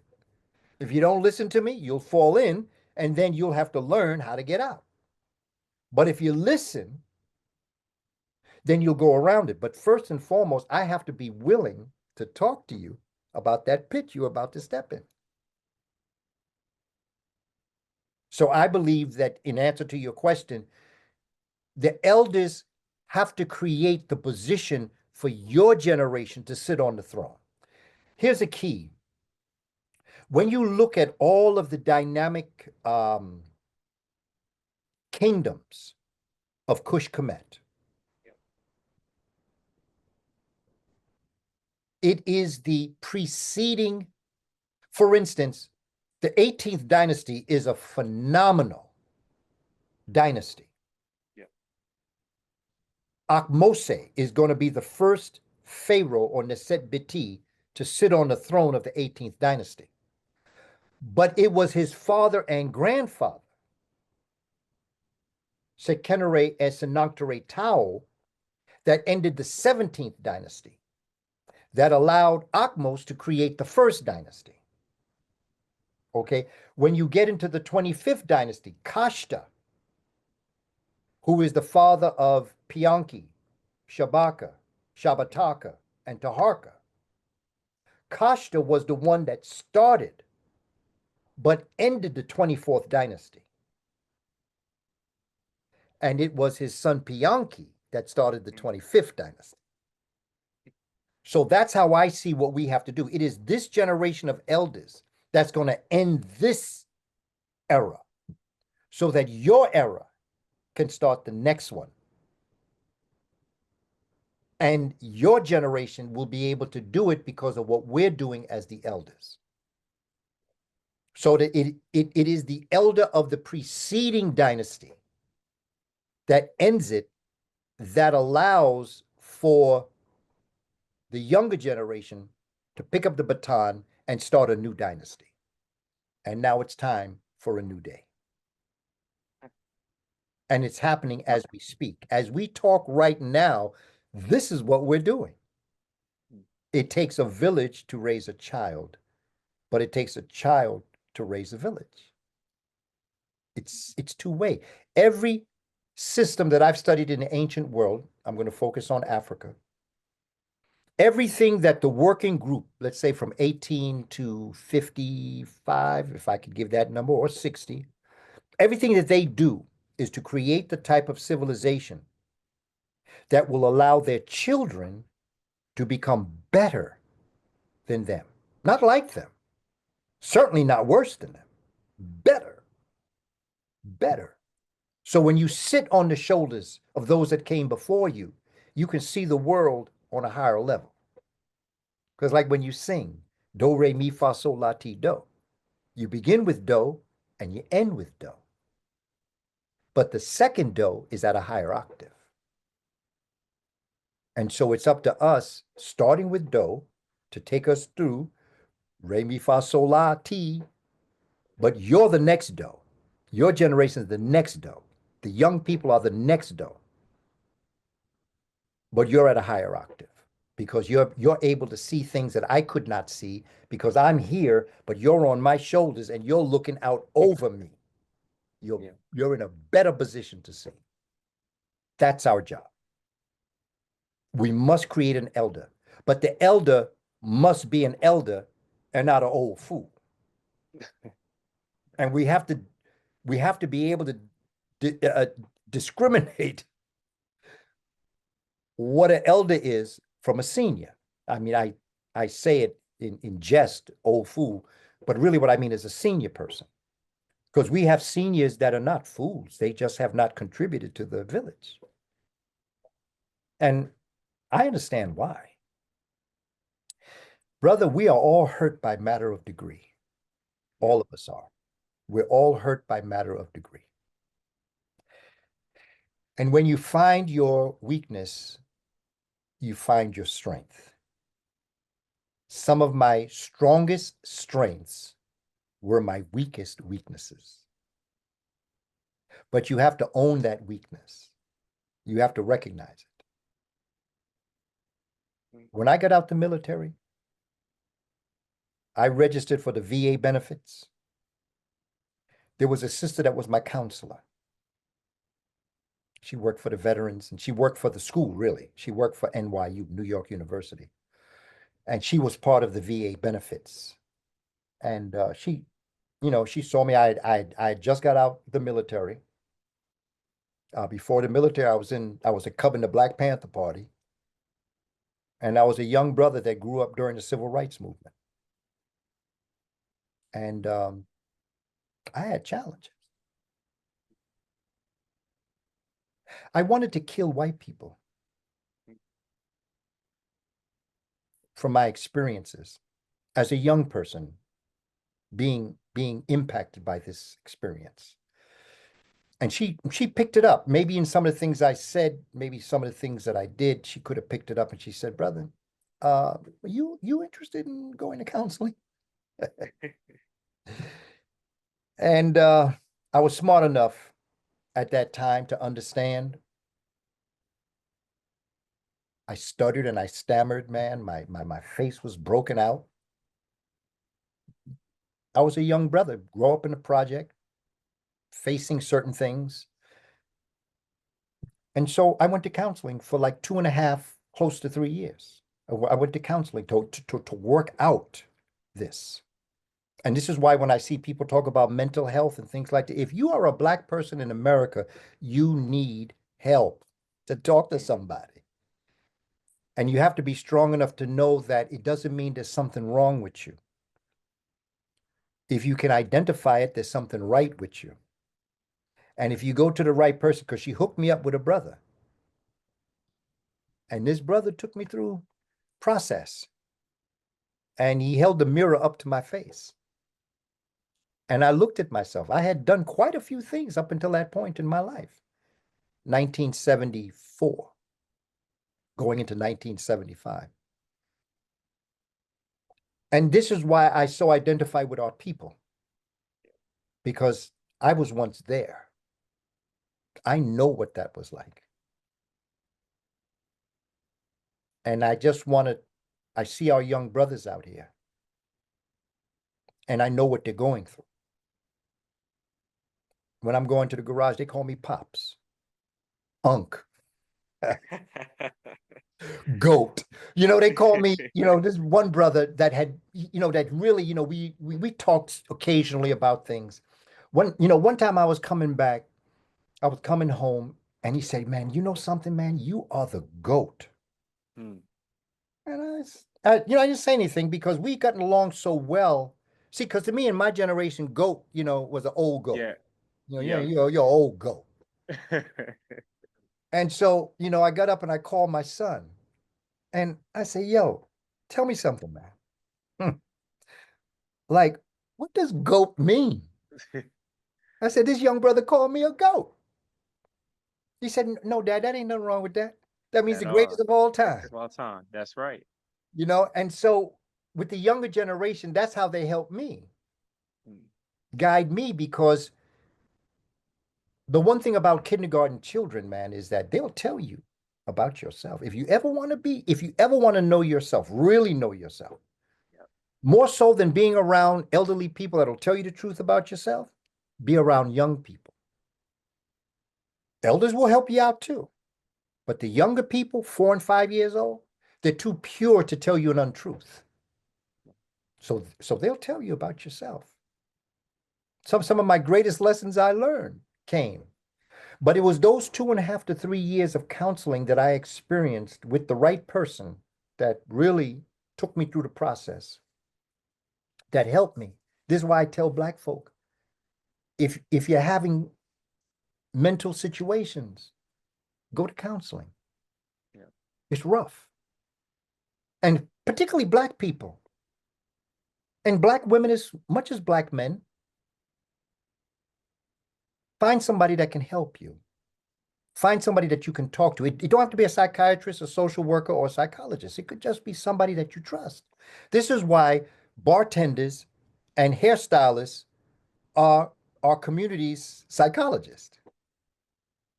That's why they have movies about bars and the people that go into bars, and they have movies, barbershop, beauty salon, beauty shop. Yeah. Because a lot of stuff happens there. Because a lot of people can be who they want to be. Mm-hmm. And so, my thing is, as an elder, we have to be that counseling, and having gone through it and understanding the process, you can talk to them. You can talk to a young brother. Young brother, I don't mean disrespect, but I see what's happening here. And if you can just give me a moment of your time with respect, I'd like to talk to you. May I talk to you for a moment? That's how I approach it. In the street, when they're ready to rumble. Just the other day, there was a situation happened. I was on my way to the garage. And I saw what was about to happen. And then I stopped. I didn't say anything because I knew that one of them had gotten another brother upset. And it was time to rumble. And I just stopped and I watched. And I watched because in case the police came, I wanted to be able to, at least, if something broke, I at least wanted to be able to be there as an adult, as opposed to just the children alone. And I know a lot of the police in the neighborhood, so they know me. And so what might happen to those young brothers if I were not there, you know, would not happen if I was there, because I could intercede, you know. But this is what the elders have to do. We have to earn that throne that we sit on. And it has to be sisters as well as brothers. Although I think that men play a very important part, because sisters are already on the throne. They do so much now. They sit on their throne and the man's throne at the same time sometimes. And so we have got to do it not just for the children, but for our sisters, because they need help too. Mhm. We can't let them have to do this all by themselves. So that's what I think about the eldership, which I think is very important. And of course, I accepted that position, or at least the beginning of the conversation of it, because it has to be a conversation. Because there are elders that are very good people, but they don't get along. Mhm.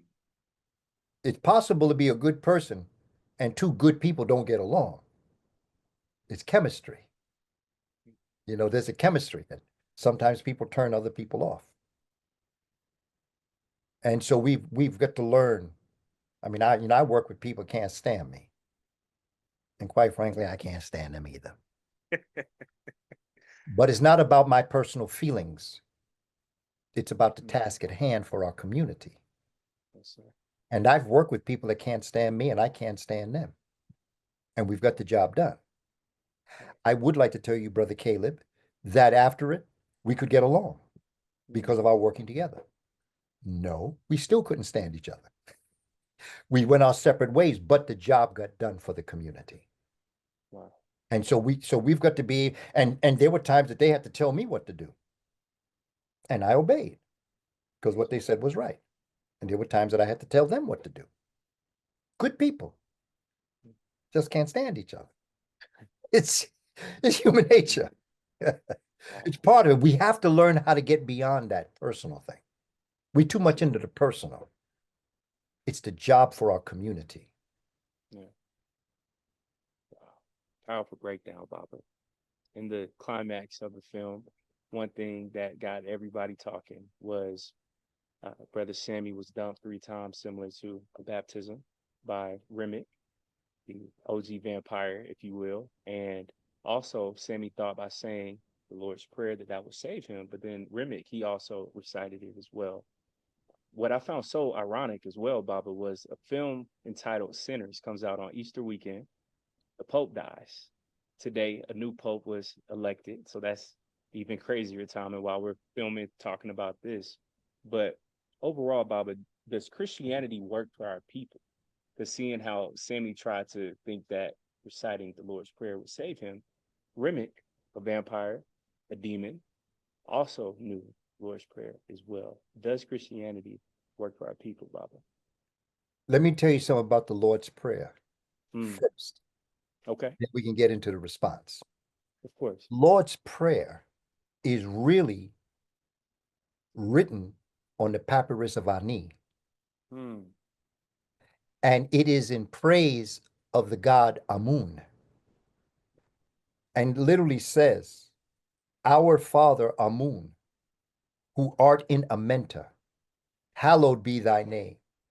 Thy kingdom come, thy will be done on earth as it is in heaven, as above, so below. Okay? As it is in heaven, so shall it be on earth. That is the papyrus of Ani. That's where Christianity came from. And at the end of the prayer, it says, Amen.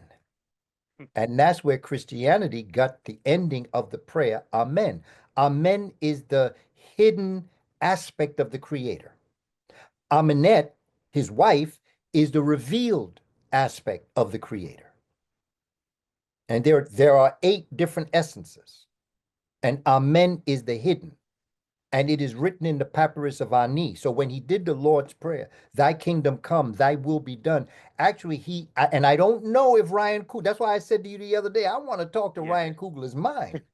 Yes, sir. Because I want to know, does he know that that actually is an African script out of the Book of the Coming Forth Today by Night and the Papyrus of Ani? You can buy the Papyrus of Ani. Ani is the spiritual aspect of an individual. For instance, there's a prayer in Meduneter, okay? Rein temer tat satep samayefem nechezet. Okay, that's the beginning of it. And that is it means the chapter of not letting the head of one be carried away from them in the next world. Okay. And basically it says, I am the great one, son of the great one. I am fire, the son of fire, to whom was given his head after it had been cut off. The head of Asar was not carried from him. Let not the head of Asar Ani be taken from him. Now, what that means is that the head of Asar was not taken from him in this life, which means that as a living person, you were a God on earth and you kept your consciousness. Okay, you go back to the prayer. Let not the head of Asar Ani be taken from him, which Ani is the spirit. After you've deceased, you become Ani. So Asar is the living, Asar Ani is the dead. So that you have Asar Ani. What it's saying is that, hey, listen, Brother Caleb lived a beautiful life on earth. He did everything he was supposed to do. Let him live that beautiful life in heaven, as above, so below. As he lived it on the earth, let him live it in the heavens. The Papyrus of Ani. So when I heard that prayer, because you know your history, you know he was reciting an African prayer. I just want to know if Ryan Coogler knows that. Okay. And so the idea of Christianity in spirituality before religions, my brother Caleb, one of the things is I don't put down any religion and I don't put down anything that people believe in. Because I know for a fact that Christianity is the Amen priesthood. I know that Judaism is the Aten priesthood. And I know that Islam is a combination of the Amen priesthood and the Aten priesthood. I know that Buddhism came from Africa. I know that Confucius came from Africa. I know that Zoroastrian came from Africa. I know that every spiritual system and every script that was uttered and written came from Africa. I don't have a problem with the scripture or the word. I have a problem with the interpretation of it. Because Christianity was given to us as a slave mentality. It was given to us to enslave us and to make the European God and the slave the subservient one.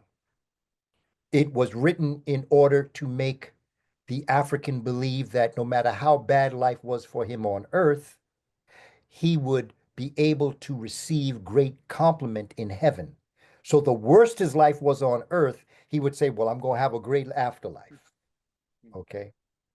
So the religions enslaved African people. So I don't have a problem with the scripture. I can show you where the Eucharistic feast came from in the pyramid texts. I can show, in fact, in the book Spirituality Before Religion, I take you into the pyramid text and show you where it's written about the eating of the body and drinking of the blood of the gods. Not literally, but if you participate in the ingestion of the divine, you are what you eat. You become the divine. So it wasn't about eating the body and drinking the blood, because that's cannibalistic vampirism right there. It is symbolic of what happens when you dine of the creator. You are the creator. And if you dined of the creator on earth, if you did the great things that the creator asked you to do, then in death, you would then resurrect yourself and be able to capitalize on the good life in the afterlife like you capitalized it on the earth. But I tell folk that Jeremiah Kamara, brilliant brother, out of Atlanta, Jerry Kamara, Kamara once said that a spiritual, well, first Amos Wilson said that a good organization solves its people's problems and meets its people's needs.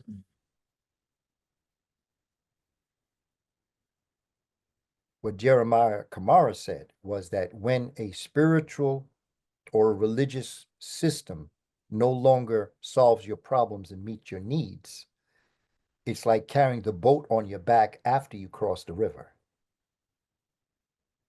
The boat was very important getting across the river. It got you across.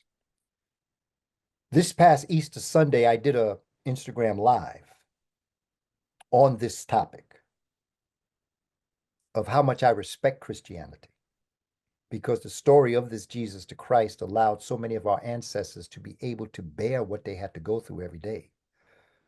Had they not had something to tenaciously hold on to, they might have committed suicide. They might have done something to end their life. Under those circumstances, some of us might not be here today. It was because of their tenacity and love, in particular of this religion, that allowed them to be able to continue their life. But now that we've crossed the river, if you keep carrying that religion on your back, it becomes a burden. And so we have to understand that. I learned it when I was 14. Dr. Clark taught me that. Christianity, particularly since I wanted to be a priest, was a burden on me. It was something that I carried with me that was extra baggage.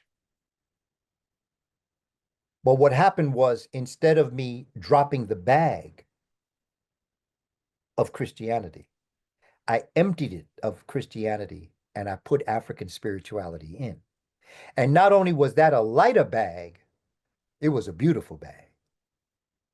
And so when I think of the Lord's Prayer and when I think of religions and Christianity and Islam, the Islam that some people practice is not Islam. The people that practice Christianity, that's not Christianity. That's not what Christ said. You know, Vladimir Putin said that teachers start wars. Because when you teach the people rise to truth. They say that Jesus was a carpenter, but I never heard he was building a house. I didn't even hear him build a table or a chair. But they did call him teacher. And that's why they crucified him, symbolically. They crucified him because he was a teacher. They crucified him because he could take 3 fish and 5 loaves of bread and feed a whole stadium, just like our grandmothers used to do in our neighborhoods. Come on. Yes, sir. Lazarus, Asar. Jesus brought Lazarus back to life.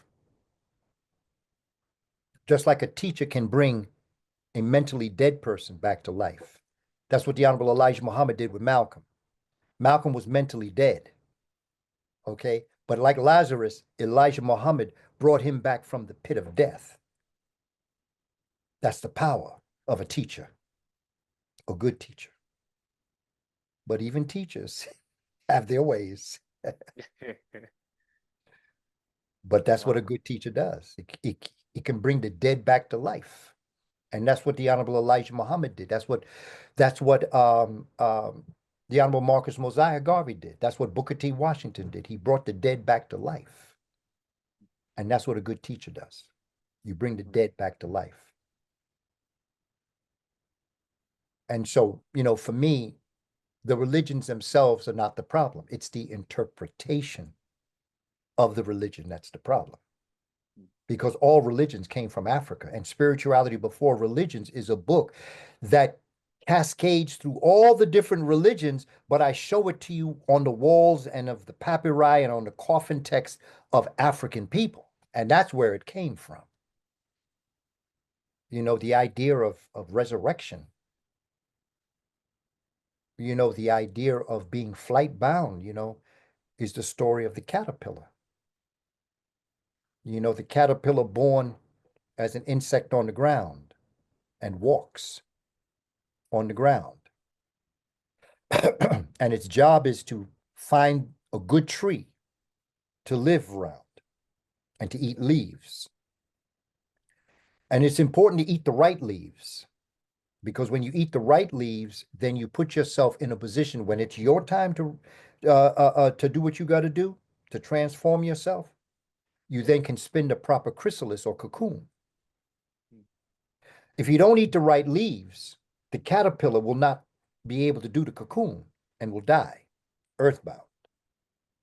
But if, and when the caterpillar eats of the good leaves, lives a good life, reads the right books, eats the right food, associates with the right people, listen to the right music, then you can spin your cocoon when you are a sa or a mummy, because that's what a mummy is. A mummy is the caterpillar's cocoon. And inside the cocoon, the caterpillar literally transforms itself from an earthbound caterpillar into a flight-bound, beautiful butterfly. And once you come forward from the cocoon, you no longer are eating leaves, but the sweet nectar of the plants and the flowers of the earth. And that's what the mummy was. The mummy was transformed in the mummified form into the Ba, the spirit that had wings. And that's why you see all the saints and you see Christ have wings. But above their head is a halo. But at one time, the halo was the sun behind their head. They just flipped the sun up, put a hole in it, and called it a halo. It still comes from the word helio, which is sun. That's right. This is our story. And if properly interpreted, it's a beautiful story, you know. That's why I say I didn't leave the church. I went deeper in the church and found out that the church was my temple and my temple was my body. And it was believed that when you were conceived, your spirit died and was buried in your body. And that when your body died, it gave your spirit the chance to resurrect itself back into the source from whence it came. But hopefully you live the type of life that you earned your place in a mentor or back into the nun, into the universe. Because science says energy cannot be created nor can it be destroyed. You were here before, you're here now, and you'll be here after. So the question is, what kind of life do you live? So that all of the texts of our ancestors not only talked about death, you see, because everybody that interprets it from an Ice Age mentality, they all say that Kush Kemet or Egyptians were overwhelmed with death. That's not the way to look at it.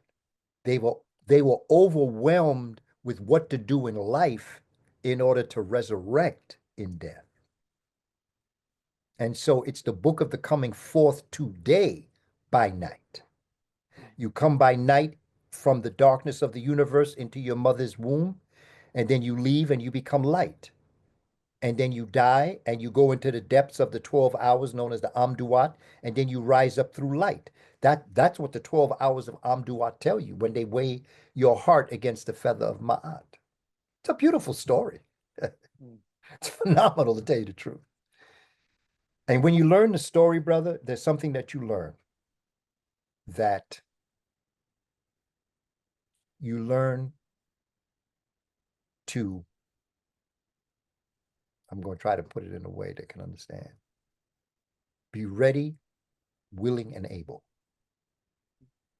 Ready to live, willing to kill, and able to die. Malcolm said, sometimes the price of freedom is death. And when you understand, this is what James Brown say, I'd rather die on my feet than live on my knees. And see, this is as African people, this has been our story throughout our lives. Our ancestors put their life on the line so that the group could survive. We have to learn that story again. And we have to be ready, willing, and able. Man. So much respect to Christianity, brother. But it's the interpretation. Yes, sir. Wow. mind blown, Baba. This was a phenomenal breakdown of the film. Very last question for you. You've been so gracious with your time. Sinners has everybody talking. I had to see it 3 times at the movies.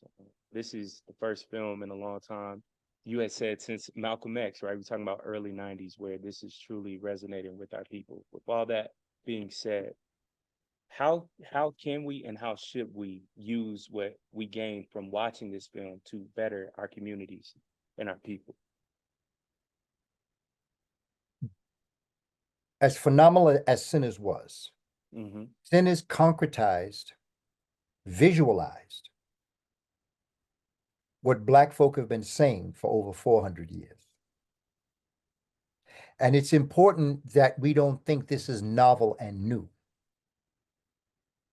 It is just the way that a new generation has expressed a story. It's the Osarian drama. It's resurrection. It's life. It's remembering where you came from to understand where you are and to be able to decide where you want to go. And at the end, that ending story was so important because I've always been one for staying in the movie house until they turn the lights on. Because I've always felt to honor everybody that had anything to do with the movie. And so many of us are so satisfied with just the visual that once the visual is done, it's time to go. But I want to know who the grip people were. I want to know who the musicians were. I want to know the locations of the film. I want to know all that. And even in the movie, they're guilty of going too fast. They need to slow that row up so I can see and read, everybody's participation in it. But in this particular movie, I found very interesting, and again, I want to talk to Ryan Coogler's mind, is that they start running the credits, and then they go back into a visual. Okay. But then they go back into the credits, and then they show you another visual. The people that left when the first credits came out, they missed a whole bunch. The people that left after the next credits came, they missed a bunch. But those that stayed until the end got the good word. Medu Nefer, the good word, God's word, the gospel, the spell of God. Because you were able to complete the story because everything that he did was important, including that last visual. Indeed. And so my thing is to take that away. Keep on keeping on. It ain't over till we win. The movie wasn't over until the movie was over. And that's what I mean when I say keep on keeping on. It ain't over till we win. I didn't invent that saying. I've heard Dr. King say that. Keep on keeping on. It ain't over till we win. I didn't invent that. I just repeat it because I think it's so important. And I think that one of the things from that movie is that people are there for only a certain type of experience. But then when the other things come in, they can be distracted and go away. Yeah. You stay till the end. You finish the task. You finish your course and you just keep on keeping on. That's one of the things that is a side note to the story of Sinners. But it's a very important part of the story because the story is that you'll miss something. A shortcut is a cut short of where you need to be. Finish the task. Perfect your craft.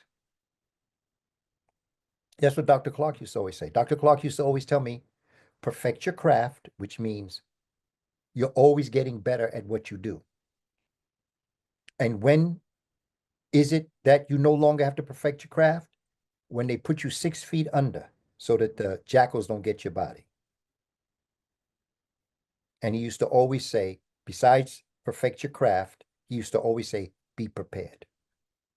Because our people are extremely sensitive, extremely spiritual, and extremely intelligent. And they know a fraud when they see one. Because enough inauthentic people have been amongst us. We can smell you. We know you, that you're not authentic. We can want to embrace you because we want to embrace something that you represent, but you don't mean it.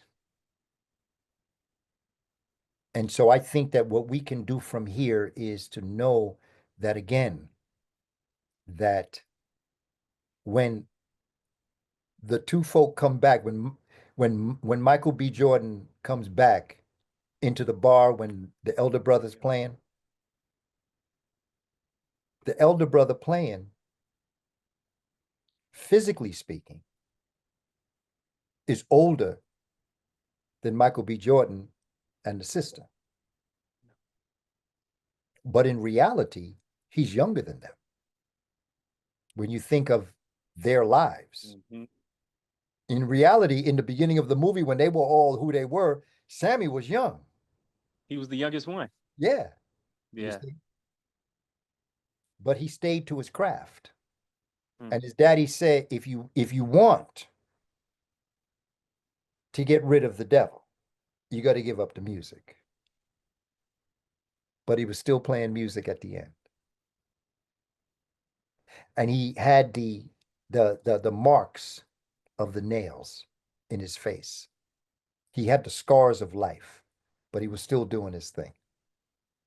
So I think these are the kinds of little things that we take away from the movie. Keep on keeping on. It ain't over till we win. And, keep on living. Do what you got to do. It ain't over till we win, man.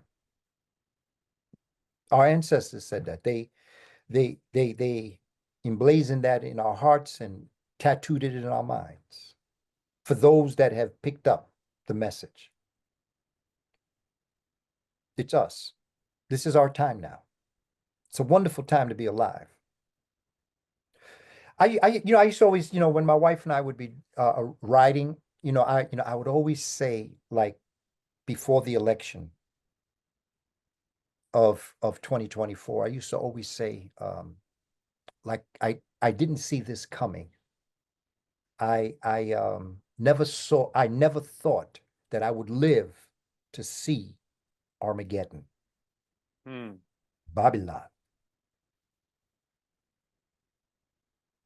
But then when it started happening and the election took place, we see what has come. I never say that again because I should have seen it coming. I should have known that it could happen in my generation. But I thought that this was so far removed from reality. It was a wake-up call for me, my brother Caleb. It was a wake-up call for me. And it taught me a lesson. Sister Rosalind Jeffries, the wife of Dr. Leonard Jeffries. When I had a school, it was called the John Henry Clark Institute for Youth that we had established in the 80s. And we invited her in to explain the Neteru and who they were. And she told the story of Ma'at. And I've always told anybody that says, Rosalind Jeffries is going to come talk to us, I would always tell them, ask her to explain to you what Ma'at means, what the feather of Ma'at means, and why is that what's weighed at the judgment scene against your heart. Back in, this was 1987. She told the story of Ma'at and what Ma'at represented. And she said, it's a feather that represents truth and justice and righteousness, balance and harmony, order, arrangement, reciprocity, will go around, come around. But it's a feather. And if you hold it too tight, you'll crush it, the feather. But if you hold it too lightly, the slightest wind can blow it out of your hand. So she said, justice and truth, as we're witnessing it in democracy today, right now, we're seeing this. around the world. The wars. Just another one broke out between India and Pakistan. Same people. Brothers. Just like Ukraine and Russia. Brothers. Truth and justice is the type of thing that you have to hold just firm, but just light, so that it doesn't blow out of your hand, but you don't destroy it. That is what democracy is. Democracy is to be held and respected so you don't crush it, but you don't hold it so lightly. It's a very unique balance that your hand has to have to know truth and justice. And Western civilization doesn't understand that. Okay? One party crushes it, and the other one has his hand open too much. But none of them know the African way, the original way of holding it just so tight. And I think we have a symbol of that individual that knows how to hold it tight, but hold it loose. So I send my prayers, my respect, and my honor to Captain Ibrahim Traore, a brother that's going to revolutionize our people. Revolutionize first himself and then his people. Burkina, they call themselves Burkinades, people of Burkina Faso. But first, we must also honor Thomas Sankara, who renamed it from Upper Volta because it was on the upper part of the Volta River. It means nothing. And named it Burkina Faso. And the way Thomas Sankara explained it is that Burkina Faso means the land of good men and women. Simple, but complex. And so now, in the spirit of Thomas Sankara, we now have Captain Ibrahim Traore. And I think he is one that I pay homage and respect to, as others are joining him. Because you see, the only thing stronger than hate is love. And I think that Africa is on the rise. And I think out of that, African people will rise. And no matter what may happen to our brother, we pray he lives long and healthy and is able to do what he wants to do. He's already set the tone for the future. So, we got this, brother. And I want to tell the young people, your generation, no matter what you see happening, we've been through worse. We'll handle this. And we'll bring a new way of looking at the world, because Africans in America are clearly the next generation, what I call super sapiens. And they will overcome the superficial sapiens. It's our time. It's your time. Sister Sid's time. Heruneset and all the children. It's y'all's time. And we are going to make sure, to our best ability, that we put in place something that can make it happen. That I promise. Baba, thank you so much. That was such a great breakdown of the film. I know we can probably keep going for hours upon hours. So thank you so much. Thank you so much, Baba. We appreciate you greatly. Thank you for the invitation, brother. I look forward to the next time. Yes, sir. Thank you, Baba. And you have a wonderful evening. You also, brother man. Give my regards to the fam. All right. And we love you. Peace. Peace. Yes, sir.